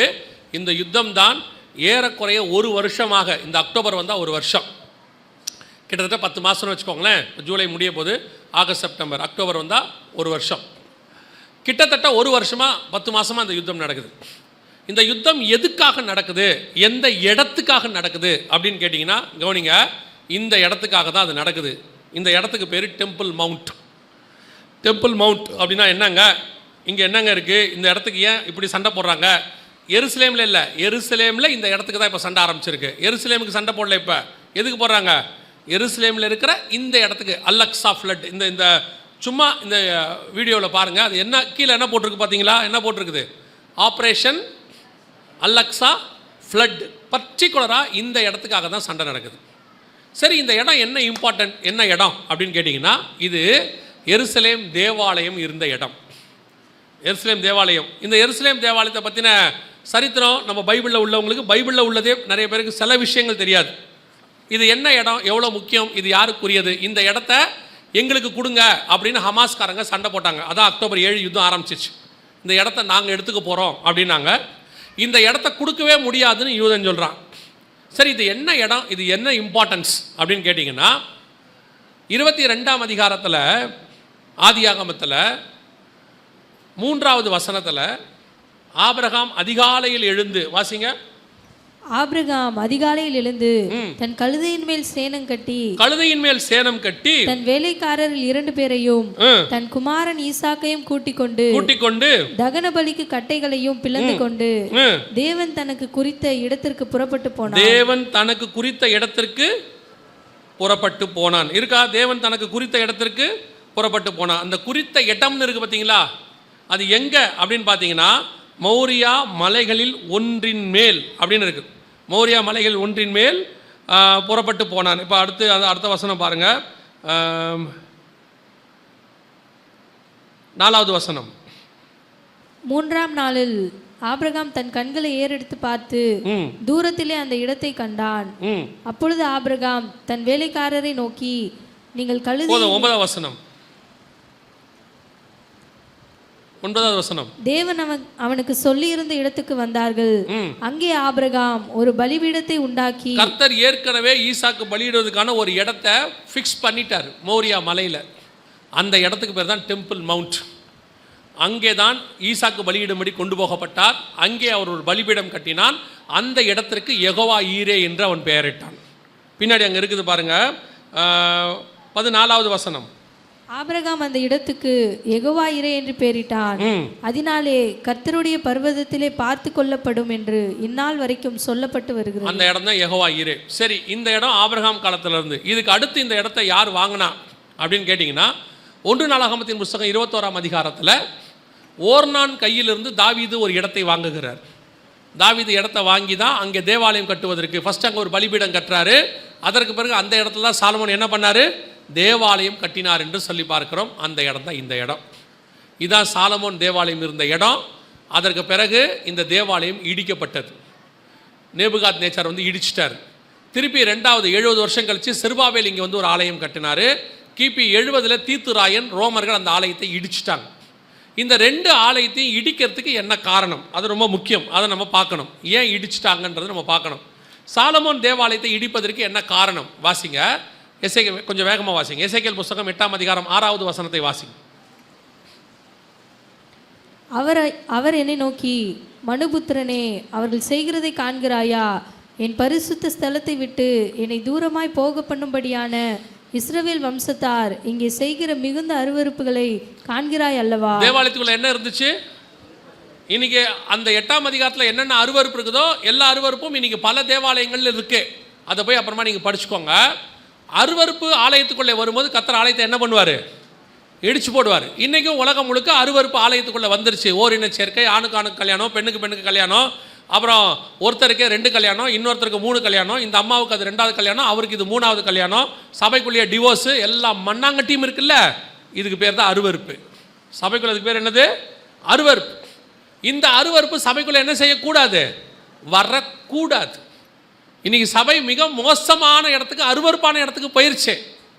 இன்னைக்கு சினிமாக்காரர்கள் அரசியல்வாதிகள் பண்ணுற அரசியலை விட மோசமான அரசியல் சபைக்குள்ளே இருக்கு. சினிமாக்காரன் ஆடுற ஆட்டத்தை விட மோசமான ஆட்டம் சபைக்குள்ளே இருக்கு. இன்னைக்கு உலகத்துக்கும் இங்கே இதுக்கு எந்த வித்தியாசமும் இல்லை. நான் இன்னும் சினிமாவை தாண்டி சொல்கிறேன், குடிகாரர்கள் ஆடுற ஆட்டத்தை சபைக்குள்ளே ஆடுறான். இன்னைக்கு குடிகாரனை போல ஆடுறான். அதையும் ஒரு கூட்டம் ரசிக்குது. கர்த்தர் கண்டும் காணாதவரை போல இருக்கிற தேவன் அல்ல. ஆண்டவர் சொல்றாரு, என் பரிசுத்த ஸ்தலத்தை விட்டு நான் தூரமாக போயிட்டேன். ஃபஸ்ட்டு கர்த்தர் செய்கிறது என்ன தெரியுமா? ஆலயத்தை விட்டு போயிடுவார். ஏதோ ஆண்டவர் எல்லாம் ஜாலியாக இருக்காருன்னு நினச்சிக்காதீங்க. அவர் பாவத்தை பார்க்க மாட்டாத சுத்த கண்ணன். அப்படியே ஒரு நாள் வரும், மொத்தத்தையும் டெமாலிஷ் பண்ணிட்டு போயிட்டே இருப்பார், க்ளோஸ் பண்ணுறவர். ரெண்டாவது ஆலயத்தை ஏன் இடித்தார்? வாசிங்க, மத்தேயு எழுதின சுவிசேஷம் 21ஆம் அதிகாரம் 12வது வசனத்தை வாசிங்க. இயேசு தேவாலயத்தில் பிரவேசித்து ஆலயத்திலே விற்கிறவர்களும் கொள்ளுகிறவர்களும் ஆகிய யாவரையும் வெளியே துரத்தி காசுக்காரருடைய பலகைகளையும் புறா விற்கிறவர்களின் ஆசனங்களையும் கவிழ்த்து, என்னுடைய வீடு ஜெப வீடு என்னப்படும் என்று எழுதியிருக்கிறது, நீங்களோ அதை கல்லர் குகையாக்கினீர்கள் என்றார். பிசினஸ் சென்டரா மாத்திட்டானா? சர்ச் என்னவா மாறிடுச்சு? Business centre. இன்னைக்கு நிறைய சர்ச் இல்லை, பெரும்பான்மையான சர்ச் பிசினஸ் சென்டர் தான். கொஞ்சம் சபைகள் தான் இன்னும் கிறிஸ்துவுக்குள்ளே ஆவிக்குள்ளே கரெக்டாக இருக்கு. நிறைய சென்டர் வியாபார ஸ்தலம் தான். வியாபாரம் இல்லாத சர்ச்சே இல்லைங்கிற அளவுக்கு போயிட்டே இருக்கு. ஏதோ ஒன்று வியாபாரம் பண்ணுறான், அதை ஏதாவது ஒரு பேரில் வியாபாரம் பண்ணுறான். இப்போ அவன் ஏன் புறாவை விற்றான்? ஆலயத்துக்குள்ள பலி செலுத்துறதுக்கு விற்றான். பலி எங்கே செலுத்துவாங்க? ஆலயத்தில் செலுத்துவாங்க. அப்போ ஆலயத்தில் பலி செலுத்துறதுக்கு புறாவை அங்கே பக்கத்துலேயே விற்கிறது சரியா தப்பா? அவன் ஒருத்தன் பலி செலுத்த வரான், அவன் புறாவை பலி செலுத்த வரான். அப்போ புறாவை பலி செலுத்த வரவனுக்கு புறா தேவைப்படுது. அதை வாங்கிறதுக்கு பதிலாக பக்கத்துலேயே விற்கிறாங்க. உள்ளியா சர்ச்சிலேயே வாங்கி அங்கேயே பலி கொடுக்கறது சரியா தப்பா? பார்க்கறதுக்கு சரி மாதிரி தானே இருக்கு. அப்புறம் இயேசுநாதர் தப்புங்கிறாரு. சபையினுடைய வேலை புறா விற்கிறவனுக்கு புறா விற்கிறது வேலை இல்லை. சபையினுடைய வேலை உள்ளுக்குள்ளே என்ன விற்கக்கூடாது? புறா விற்கிறவங்கிட்ட போய் நீ வாங்கிக்க, அதை வெளியே விற்றுக்க. சபையுடைய வேலை பிஸ்னஸ் இல்லை. சபையினுடைய வேலை ஆவிக்குரிய விதத்தில் கான்சன்ட்ரேட் பண்ணுவது, வியாபாரத்தில் கான்சன்ட்ரேட் பண்ணுறது இல்லை. இப்போ சபைக்குள்ளே என்ன பண்ணுவீங்க? கடை கட்டி விடுவீங்க. சபைக்குள்ளே என்ன பண்ணுவீங்க? வியாபாரம் பண்ணுவீங்க. எங்க பைபிள் இல்லாதவங்களுக்கு பைபிள் விற்கிறோம். தப்பா? தப்பு. அவன் பைபிளை போய் பைபிள் விற்கிற இடத்துல வாங்க சொல்லுங்க. இங்கே வந்து கேட்குறான், பைபிள் என்ன விலை? 200 ரூபா. என்னங்க சொல்கிறீங்க? வெளியே 180. அது கொரியன் பேப்பர், இது சொரியன் பேப்பர். சர்ச்சுக்குள்ளே நடந்துக்கிட்டு இருக்கு வியாபாரம். இங்கே ஆராதனை போய்கிட்டு இருக்கு, அங்கே வடை விற்றுக்கிட்டு இருக்கு. கேட்டால் பில்டிங் ஃபண்டு. ஆலயத்தை கட்டுகிறதற்கு கர்த்தருக்கு தெரியும். அவர் கை குறுகி போகவில்லை. நமக்கு தான் விலைவாசி ஏறி இருக்கு, பரலோகத்துக்கு விலைவாசி ஏறவே இல்லை. ஏன்னா நமக்கு இந்த ஆட்சி மாற மாற விலைவாசி ஏறும். பரலோகத்தில் தான் ஆட்சியே மாறாத, ஒரே தேவன் தானே.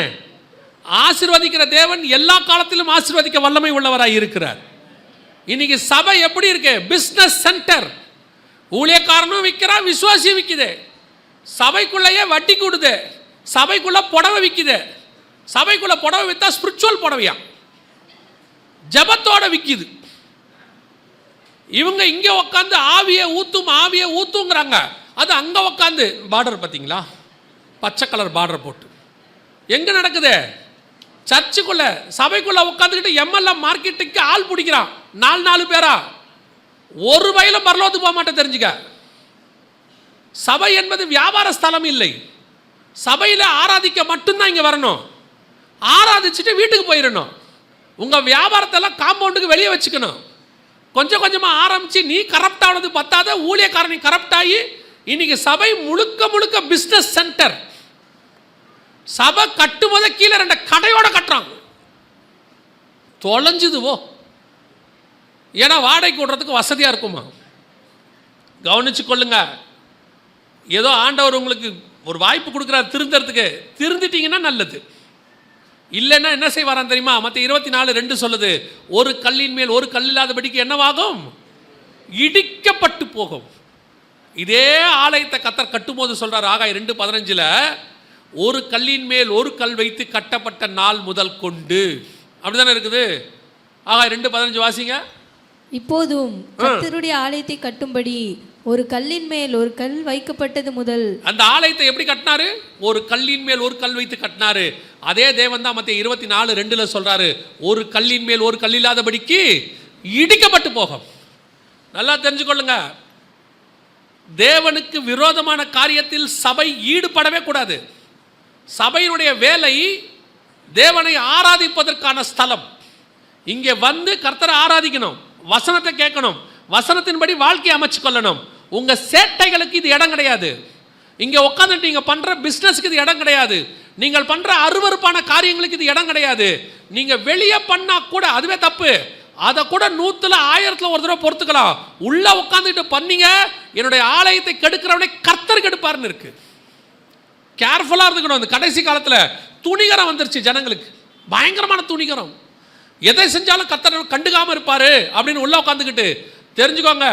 நான் ஏற்கனவே சொன்னதான், உன் பாவம் நிறைவாகிற வரைக்கும் உனக்கு கிருபை இருக்குன்னு அர்த்தம். நிறைவாச்சு தொலைஞ்சேன்னு அர்த்தம். இப்பவே திருந்துட்டினா நல்லதுன்னு அர்த்தம். அதான் ஆண்டவர் சொல்றார், ஒரு கல்லின் மேல் ஒரு கல்லில் என்ன செய்யுமா?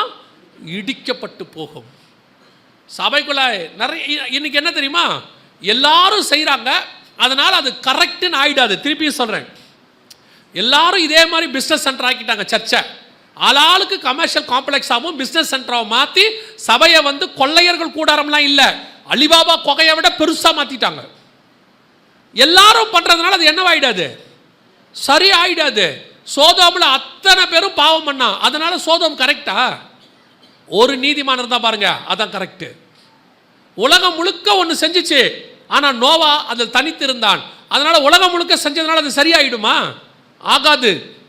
எல்லாரும் செஞ்சாலும் சரி, அத்தனை பேர் கரப்ட் ஆனாலும் சரி, அத்தனை பேர் சேர்ந்து உன்னை பைத்தியம்னு சொன்னாலும் சரி, இல்லை உன்னை பார்த்து இப்படி இருந்தா நீ பிழைப்பே நடக்காது, காலத்துக்கு ஏற்ற மாதிரி மாறணும்னு சொன்னாலும் சரி, நீ ஒன்று மட்டும் சொல்லு, நான் தேவ சாயலாய் படைக்கப்பட்டவன். அத்தனை பேரும் மனுஷ சாயலாய் மாறினால் எனக்கு கவலையே கிடையாது. நானோ வென்றால் நான் ஒருத்தன் நின்னாலும் போதும். எலியா சொல்றா, அழகா சொல்றா, அத்தனை பேரும் பாகாலுக்கு முன்பாக முழங்கால் படியிட்டு விட்டார்கள், நான் ஒருவன் மாத்திரம் மீந்திருக்கிறேன். ஆண்டவருக்கு சொன்ன வார்த்தை என்ன தெரியுமா? நீ ஒருவன் இருக்கிற நல்லது, ஆனால் நீ ஒருத்த மட்டும் இல்லை, உன்னை மாதிரி இன்னும் 7000 பேரை நான் மறைத்து வைத்திருக்கிறேன். ஆண்டவர் உலகம் முழுக்க 7000 பேரை வச்சிருக்கிறார். இந்த மாதிரி ஆட்களுக்காக தான் வருக வரும். போக போகிறது பேழைக்குள்ள 8 பேராகிய சிலராக இருந்தாலும் சரி, ஆனால் 8 பேருக்காக ஒரு பேழையை கொண்டு வர கர்த்தர் வல்லமை உள்ளவராக இருக்கிறார். போக போகிறது வருகையில் 8 பேராக இருந்தாலும் சரி, 8 பேருக்காகவாவது ஒரு வருகை வந்து கூட்டி கொண்டு தான் போகும். நீ காத்திருந்தால் போக முடியும். அவங்களோட சேர்ந்து கரப்ட் ஆகிடாதீங்க, அவங்க கூட சேர்ந்து உலகத்துக்கு ஒத்த வேஷம் தரிக்க ஆரம்பிச்சிடாதீங்க, தொலைஞ்சு போவீங்க. இப்போ இந்த மலைகளுக்கான யுத்தம் ஆரம்பிச்சிருச்சு. எசேக்கியேல் 38:8. இப்போ என்ன நடக்க போகுது அதை மாத்திரம் சொல்லிட்டு நான் முடிக்க போகிறேன். இந்த யுத்தம் எல்லாரும் சொல்கிற மாதிரி இன்னைக்கு நாளைக்கெல்லாம் முடியாது. இந்த ஆரம்பிக்கும் போதே சொன்னாங்க 2 மாதத்தில் முடிஞ்சிடும், யூதர்கள் ஹமாஸை 1 வாரத்தில் க்ளோஸ் பண்ணிடுவாங்க எல்லாம் சொன்னாங்க. ஆனால் கன்ஃபார்மாக அது முடியாது. ஏன்னா அது ஆரம்பிச்சது இந்த இடத்துக்காக. இந்த இடத்துல இந்த யுத்தம் நடக்கும், இன்னும் நடக்கும். எப்போ வரைக்கும் இந்த யுத்தம் சாதாரணமாக நடக்கும்னா, இந்த மாஸ்க்கு அவங்க தட்டுற வரைக்கும் நடக்கும். இந்த யூதம் என்ன பண்ணிடுவான்னு கேட்டிங்கன்னா, அந்த மாஸ்க்கை தட்டிவிடுவான். ஏன் அப்படின்னு கேட்டிங்கன்னா, இப்போவே நாங்கள் இன்றைக்கும் போட்டிருக்கிறோம், இது வரைக்கும் 500 மாஸ்க் அவங்க இடிச்சிருக்கிறாங்க. 500 பள்ளிவாசல் அவங்க என்ன பண்ணியிருக்கிறாங்க? இடிச்சிருக்காங்க. காசா பகுதி முழுக்க இடிச்சிருக்கிறாங்க. அவங்களுடைய டார்கெட்டு இதுதான். அவங்க இதை எதிர்பார்த்துக்கிட்டே இருந்தாங்க. இந்த இடத்துக்கு சண்டை ஆரம்பிச்சிச்சு. முடிவாக இந்த இடத்த யாரோ ஒரு ராக்கெட் ஏதோ ஒன்று பண்ணி இதை இடிச்சிருவாங்க. இடித்த உடனே இந்த இடத்துக்கு மீண்டும் 3வது தேவாலயத்தை கட்டுறதுக்கு யூதம் வருவான். இப்போ எல்லாம் சொல்கிறது நல்லா கவனிச்சுக்கொள்ளுங்க, இது ஏற்கனவே சொல்லப்பட்ட தீர்க்க தரிசனம். அதை தான் உங்களுக்கு பைபிளில் இருந்து இப்போ சொல்லிக்கிட்டு இருக்கிறோம். இந்த இடத்துல மீண்டும் என்ன வரும்? 3வது தேவாலயம் கட்டுறதுக்கு யூதன் முற்படுவான். அப்பொழுது இந்த இடம் இருந்தவங்களும் என்ன செய்வாங்க? அதுக்கு சண்டை போட வருவாங்க. திருப்பி ஒரு சண்டை வரும். அந்த இடத்துல சமாதானம் பண்ணுகிறவனாக அந்தி கிறிஸ்து நுழைவான். கடைசி சர்வாதிகாரி என்ன செய்வான்? உள்ளே நுழைவான். அப்பொழுது உபத்திரவ காலம் வரும், வேதனைகள் ஆரம்பிக்கும், அப்பொழுது முடிவு வரும். ஆண்டவர் சொன்ன எல்லா காரியங்களும் கடைசி இந்த இடத்த பேஸ் பண்ணி தான் இருக்கு. இந்த இடத்த பேஸ் பண்ணி தான் யுத்தம் ஆரம்பிச்சிச்சு. 1 வருஷம் ஆயிடுச்சு, 1 வருஷம் ஆக போது, இன்னும் விஸ்தாரமாகும். இந்த எல்லா நாடுகளுக்கும் தலைமையாக ரஷ்யா மாறப்போகுது. இப்போ ரஷ்யா மாற தொடங்கி இருக்குது. ரஷ்யா உள்ளே வந்துடுச்சு. இப்போ ரஷ்யா 2-3 விஷயங்களில் இஸ்ரேலுக்கு விரோதமாக ஸ்டேட்மெண்ட் கொடுத்துருக்கு. இன்னும் அது உச்சத்துக்கு போகும். அமெரிக்க ஜனாதிபதியாக ட்ரம்ப் இருக்கிற வரத்துக்கு வாய்ப்பு இருக்குது. அந்த எலெக்ஷன் முடிஞ்ச உடனே நமக்கு தெரிஞ்சிடும் இது என்னவாக போகுதுன்னு தெரிஞ்சிடும். யார் வந்தாலும் இந்த 3ஆம் உலக யுத்தம் ஸ்டார்ட் ஆகும். இப்போ ட்ரம்ப் பேசியிருக்காரு இன்றைக்கி, நான் வந்தால் 3ஆம் உலக யுத்தம் வராது, நான் ஜெயிக்காட்டி வந்துடும் அப்படிங்கிறாரு. என்னுடைய நம்பிக்கை, அதாவது நான் பார்க்குற வரைக்கும் யார் அமெரிக்க ஜனாதிபதியாக வந்தாலும் 3ஆம் உலக யுத்தம் ஆரம்பித்து இந்த இடத்துல அவங்க மிக முக்கியமான காரியத்தை செய்ய தொடங்குவாங்க. அதையெல்லாம் நீங்கள் பார்க்கும் பொழுது பிப்ளிக்கலாக நமக்கு வருகைக்கு என்ன மிக முக்கியமான அடையாளம்னு கேட்டிங்கன்னா, இந்த வசனத்தை வாசிங்க, முடிக்கலாம். 21ஆம் அதிகாரம் லூக்கா எழுதின சுவிசேஷம் 24வது வசனத்தை வாசிங்க. லூக்கா 21:24 வாசிங்க. பட்டய கருக்கினாலே விழுவார்கள், பட்டய கருக்கினாலே விழுவார்கள், சகல புறஜாதிகளுக்குள்ளும் சிறைப்பட்டு போவார்கள், சகல புறஜாதிக்குள்ளும் சிறைப்பட்டு போவார்கள். நல்லா கவனிங்க, புறஜாதியாரின் காலம் நிறைவேறும் வரைக்கும் எருசலேம் புறஜாதியாரால் மிதிக்கப்படும். புறஜாதியாரின் காலம் நிறைவேறும் வரைக்கும் எருசலேம் புறஜாதியாரால். அப்படின்னா என்ன அர்த்தம்னா, அவங்களுடைய ஹோலி மவுண்டன் இதை சொல்லுவாங்க, டெம்பிள் மவுண்டன் சொல்லுவாங்க, ஹோலி சைட்டும்பாங்க, என்னென்னமோ பேர்லாம் அதுக்கு அவங்க வச்சுருக்கிறாங்க. ஸோ இந்த இடத்த புறஜாதியாரோட வழிபாட்டு ஸ்தலம் இருக்கிறதுனால, அவர்கள் அதை மிதிக்கிறதுனால அந்த புறஜாதியார் காலம் இன்னும் நடைபெற்று கொண்டு இருக்கிறது. ஒரு நாள் வரும், யாருமே உள்ளே நுழையாதபடி இந்த இடத்த முழுக்க என்ன பண்ணிடுவாங்க, அவங்க வேலி அடைச்சிடுவாங்க. அதான் புறஜாதியார் காலம் நிறைவேறும் வரை எருசலேம் புறஜாதியாரால் மிதிக்கப்படும். இந்த இடத்த முழுக்க அவங்க கேப்சர் பண்ணுவாங்க. அதுக்கு முன்னாடி இந்த இடத்த அவங்க இடிப்பாங்க. இதுதான் அடையாளம். நல்லா தெரிஞ்சுக்கணும், இதுதான் அடையாளம். இது நடந்துருச்சுன்னா உலகம் மிகப்பெரிய பேரழிவுக்குள்ளே போக போகுதுன்னு அர்த்தம். 3rd வேர்ல்டு வார் ஸ்டார்ட் ஆக போது, உலகத்துக்கு மிகப்பெரிய அழிவு ஸ்டார்ட் ஆயிடுச்சுன்னு அர்த்தம். ஸோ ஆண்டவர் சொன்ன எல்லா தீர்க்க தரிசனங்களும் நம் கண்களுக்கு முன்பாக ஒன்றன் பின் ஒன்றாக வரிசையாக நிறைவேறி கொண்டிருக்கிறது. இதில் நமக்கு என்ன அப்படின்னு கேட்டிங்கன்னா, லூக்கா 21:24 நீங்கள் வாசிச்சிங்க இல்லையா, புறஜாதியாரின் காலம் நிறைவேறும் வரை எருசலேம் புறஜாதியாரால் மிதிக்கப்படும் சொன்னாங்கல்ல. 28 ஆண்டவர் என்ன சொல்றாரு பாருங்க, வாசிங்க, முடிக்கலாம். 28 வாசிங்க. இவைகள் சம்பவிக்க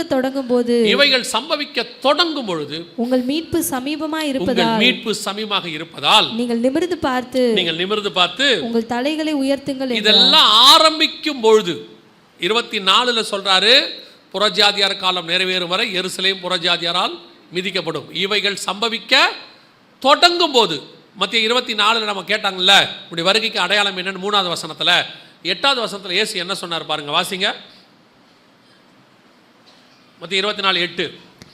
இவைகள் எல்லாம் வேதனைகளுக்கு ஆரம்பம். அப்பொழுது உங்களை உபத்திரவங்களுக்கு ஒப்பு கொடுத்து உங்களை கொலை செய்வார்கள். இதெல்லாம் வேதனைகளுக்கு ஆரம்பம், முடிவு சமீபமாய் இருக்கிறது. இவைகள் தொடங்கும் போது உங்கள் மீட்பு சமீபமாக இருப்பதால் ஆண்டவர் சொன்ன எல்லா காரியங்களும் கரெக்டாக இருக்குது. இவைகளுக்கு நடுவில் தான் நம்முடைய மீட்பு சபை எடுத்துக்கொள்ளப்படுதல் சம்பவிக்க போகுது. ஸோ இந்த காரியங்களெல்லாம் நீங்கள் பார்த்தீங்க, கேட்குறீங்க, கண்களுக்கு முன்பாக ப்ரூஃபோடு ஆண்டவர் சொல்கிறார், உங்களுக்கு தெரியப்படுத்துகிறார். அப்படின்னா என்ன அர்த்தம் அப்படின்னா, வரப்போகிற வருகையில் இந்த சபை போக வேண்டும் என்று கர்த்தர் விரும்புகிறார். அல்லேலூயா. அதுக்கு தான் இது உங்களுக்கு தெரியப்படுத்தப்படுகிறது. என்ன ஒரு பெரிய விஷயம்னா, இயேசு முதலாவது வரும்போது தேவதூதர்கள் வந்து அந்த மேய்ப்பர்களுக்கு சொன்னாங்க, அவங்க போய் இயேசுவை பார்த்துட்டாங்க. நட்சத்திரத்தை பார்த்தாங்க, அவங்களும் போய் இயேசுவை என்ன செஞ்சிட்டாங்க, பார்த்துட்டாங்க. ஆனால் வேத வாக்கியத்தை ஆராய்ந்து பார்த்த ஏரோது என்ன செய்யலை, போகலை. அவன் சொன்னான், நீங்கள் போய் பார்த்துட்டு வந்து எனக்கு கன்ஃபார்ம் பண்ணுங்கன்றான்.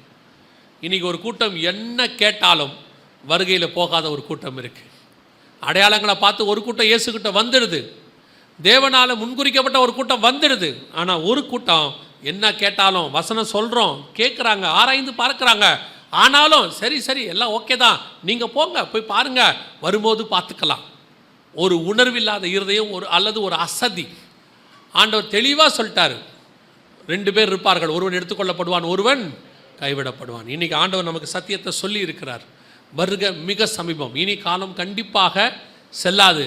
நாம் கர்த்தருக்கு சித்தமானால், ஏன்னா அவர் வரும் நாளாகிலும் நாளிகையாகிலும் பிதா ஒருவரை தவிர மற்ற ஒருவனும் அறியான். ஒன்று மட்டும் நிச்சயம், நம்முடைய காலங்களில் அவருடைய வருகை வருவதற்கு நிறைய வாய்ப்பு இருக்கு.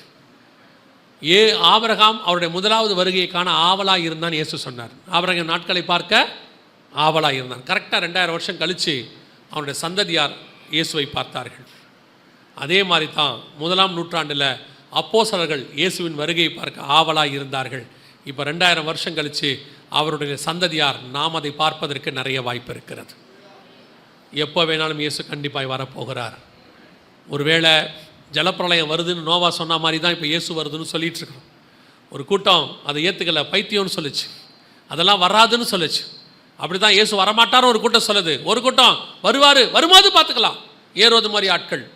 ஆனால் ஒரு கூட்டம் தேடி போகணும், நட்சத்திரத்துக்கு பின்னாடியே போகணும், இயேசு சொல்கிற இடத்துக்கு போகணும், ஆயத்தப்படணும், காத்திருக்கணும். அவங்க தான் அந்த வருகையில் அவரை பார்க்க முடியும். இயேசு வருகிற காலம் சமீபமாயிற்று, இனி காலம் செல்லாது. ஆயத்தப்படுத்துவோம், ஒரு கூட்டத்தை ஆயத்தப்படுத்தணும். எழுந்திரிக்கலாமா? நாம் எல்லாரும் நம்ம ஜெபம் பண்ணுவோமா? உன் தேவனை சந்திக்க நீ ஆயத்தப்படு அப்படின்னு வசனம் சொல்லுது. நீங்கள் ஆயத்தமாக இருக்கிறீங்களா? மனுஷகுமாரனுடைய வருகை அவருக்கு முன்பாக நிற்கும்படிக்கு நினையாத நாளையில் அவர் வரப்போகிறபடினாலே விழித்திருந்து ஜெபம் பண்ணுங்கள்னு வசனம் சொல்லுது. புத்தியுள்ள கன்னிகள், புத்தி இல்லாத கன்னிகள் கூட இயேசு சொன்ன வார்த்தை என்ன தெரியுமா? அவங்கள பார்த்து தூங்காதிருங்கள்னு சொல்லலை, என்னையோடு காத்திருங்கள்னு சொல்லலை. ஆனால் ஒன்று சொன்னார், நினையாத நாளைகள் வருகிறபடினாலே விழித்திருங்கள்னு சொன்னார். அலர்ட், காலம் மிக சமீபம். இந்த காலத்தில் இருக்கிற ஜனங்களுக்கு ஒரு விஷயம் நல்லா தெரியணும். உங்களுக்கு மனுஷகுமாரன் எப்போ வேணாலும் வரபடினால நாம் காத்திருக்கிற போகிற நேரம் கொஞ்ச நேரம் தான், 1 மணி நேரம் ஊழியக்காரங்க மாதிரி நம்மெல்லாம். ஏன்னா சீக்கிரம் வரப்போகிறாரு. ஸோ நம்ம ஆயத்தப்பட்டு காத்திருந்தோம்னா கொஞ்ச நேரம் தான். இதோ வருவேன் என்கிறவர் சீக்கிரத்தில் வரப்போகிறார். அதே நேரத்தில் கைவிடப்படுகிறவங்களும் இந்த கொஞ்ச நேரம் உண்மையாக இல்லாதனால தான் கைவிடப்பட போகிறாங்க. அவங்களுக்கும் இந்த கொஞ்ச நேரங்கிறது ஒரு ஷார்ட் டைம் தான். ஒரு 30 மார்க் எடுத்து 32 மார்க் எடுத்து பாஸ் ஆகிறவனுக்கும் ஒரு 30 மார்க் எடுத்து ஃபெயில் ஆகிறவனுக்கும் உள்ள வித்தியாசம். ஒரு 2-3 மார்க் எப்படியாவது படித்து பாஸ் ஆகிடணும்னு அவன் கான்சியஸாக இருந்து 30லேருந்து 35 எடுத்துட்டான். ஆனால் அவனும் 30 தான் இன்னொருத்தனும் எடுத்தான். ஆனால் பார்த்துக்கலாம் அப்படின்னு விட்டுட்டு ஃபெயில் ஆகிட்டான். 2 பேரும் ஒரே ஸ்டாண்டர்டில் இருந்தவங்க தான். ஒருத்தன் கொஞ்சம் முயற்சி பண்ணால் போயிட்டான், ஒருத்தன் அந்த கொஞ்சம் முயற்சி பண்ணாதனால ஃபெயில் ஆகிட்டான். அவன் வாழ்க்கையே மாறிப்போச்சு. அதே மாதிரி தான் இப்போ நமக்கு கொஞ்சம் காலம் தான் இருக்குது, வாசப்படி தான் நிற்கிறாரு. இது வரைக்கும் நீங்கள் ஒரு வேளை எப்படி வேணால் கூட இருந்திருக்கலாம். இனி கொஞ்ச நாளும் கர்த்தருக்காக உண்மையாக காத்திருக்கிறவர்களாக, சந்திக்க ஆயத்தப்பட்டவர்களாக, ஒவ்வொரு நாளும் அவரை நோக்கி பார்க்கிறவர்களாக, இதுவரைக்கும் இருந்த எல்லாத்தையும் விட்டுட்டு நான் இனி இயேசுவை நோக்கி போகிறேன், உலகம் என் பின்னே, சிலுவை என் முன்னே, நான் நித்திய ஜீவனை சுதந்திரிக்கிறதுக்கு கடைசி சான்ஸ் எனக்கு கிடைச்சிருச்சு. ஆகாப்புக்கு எத்தனையோ வருஷம், 3.5 வருஷம் மேகமும் இல்லை, மழையும் இல்லை, தண்ணியும் இல்லை, குதிரைக்கு புல்லும் இல்லை.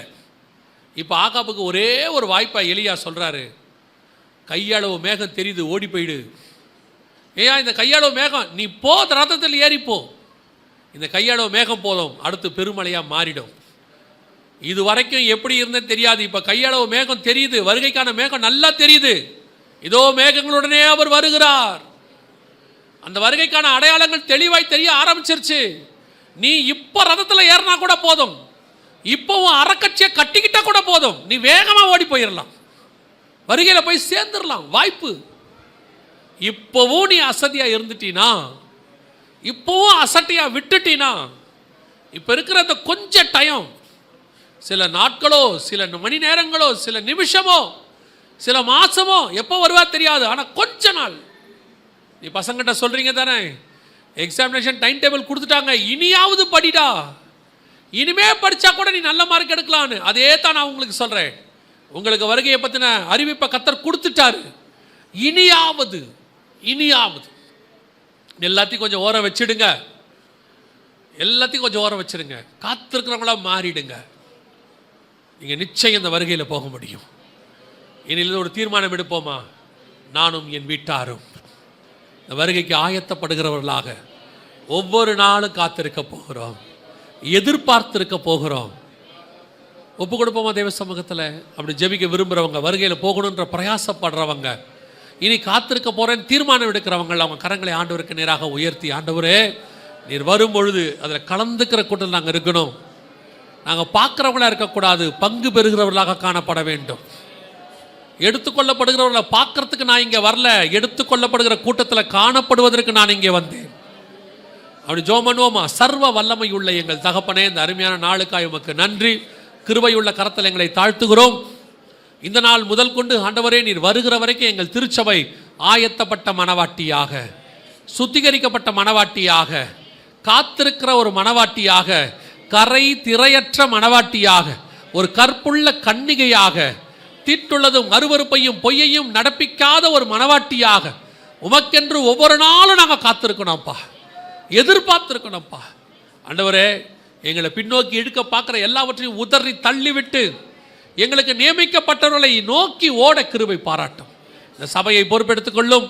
வருகை தாமதிக்குமானால் நாளை தினத்தில் சந்திக்க கிருபை தாரும்.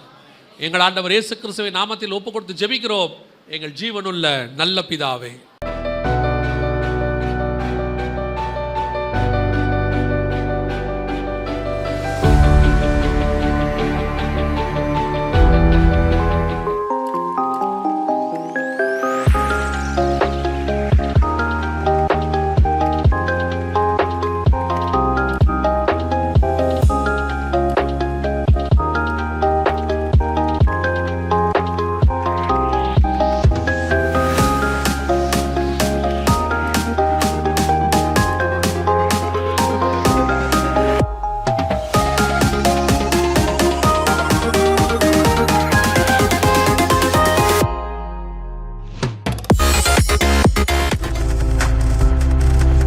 நீங்கள் பார்த்துக் கொண்டிருப்பது உங்கள் ஜாய் டிவி. உங்கள் துக்கம் சந்தோஷமாய் மாறும்.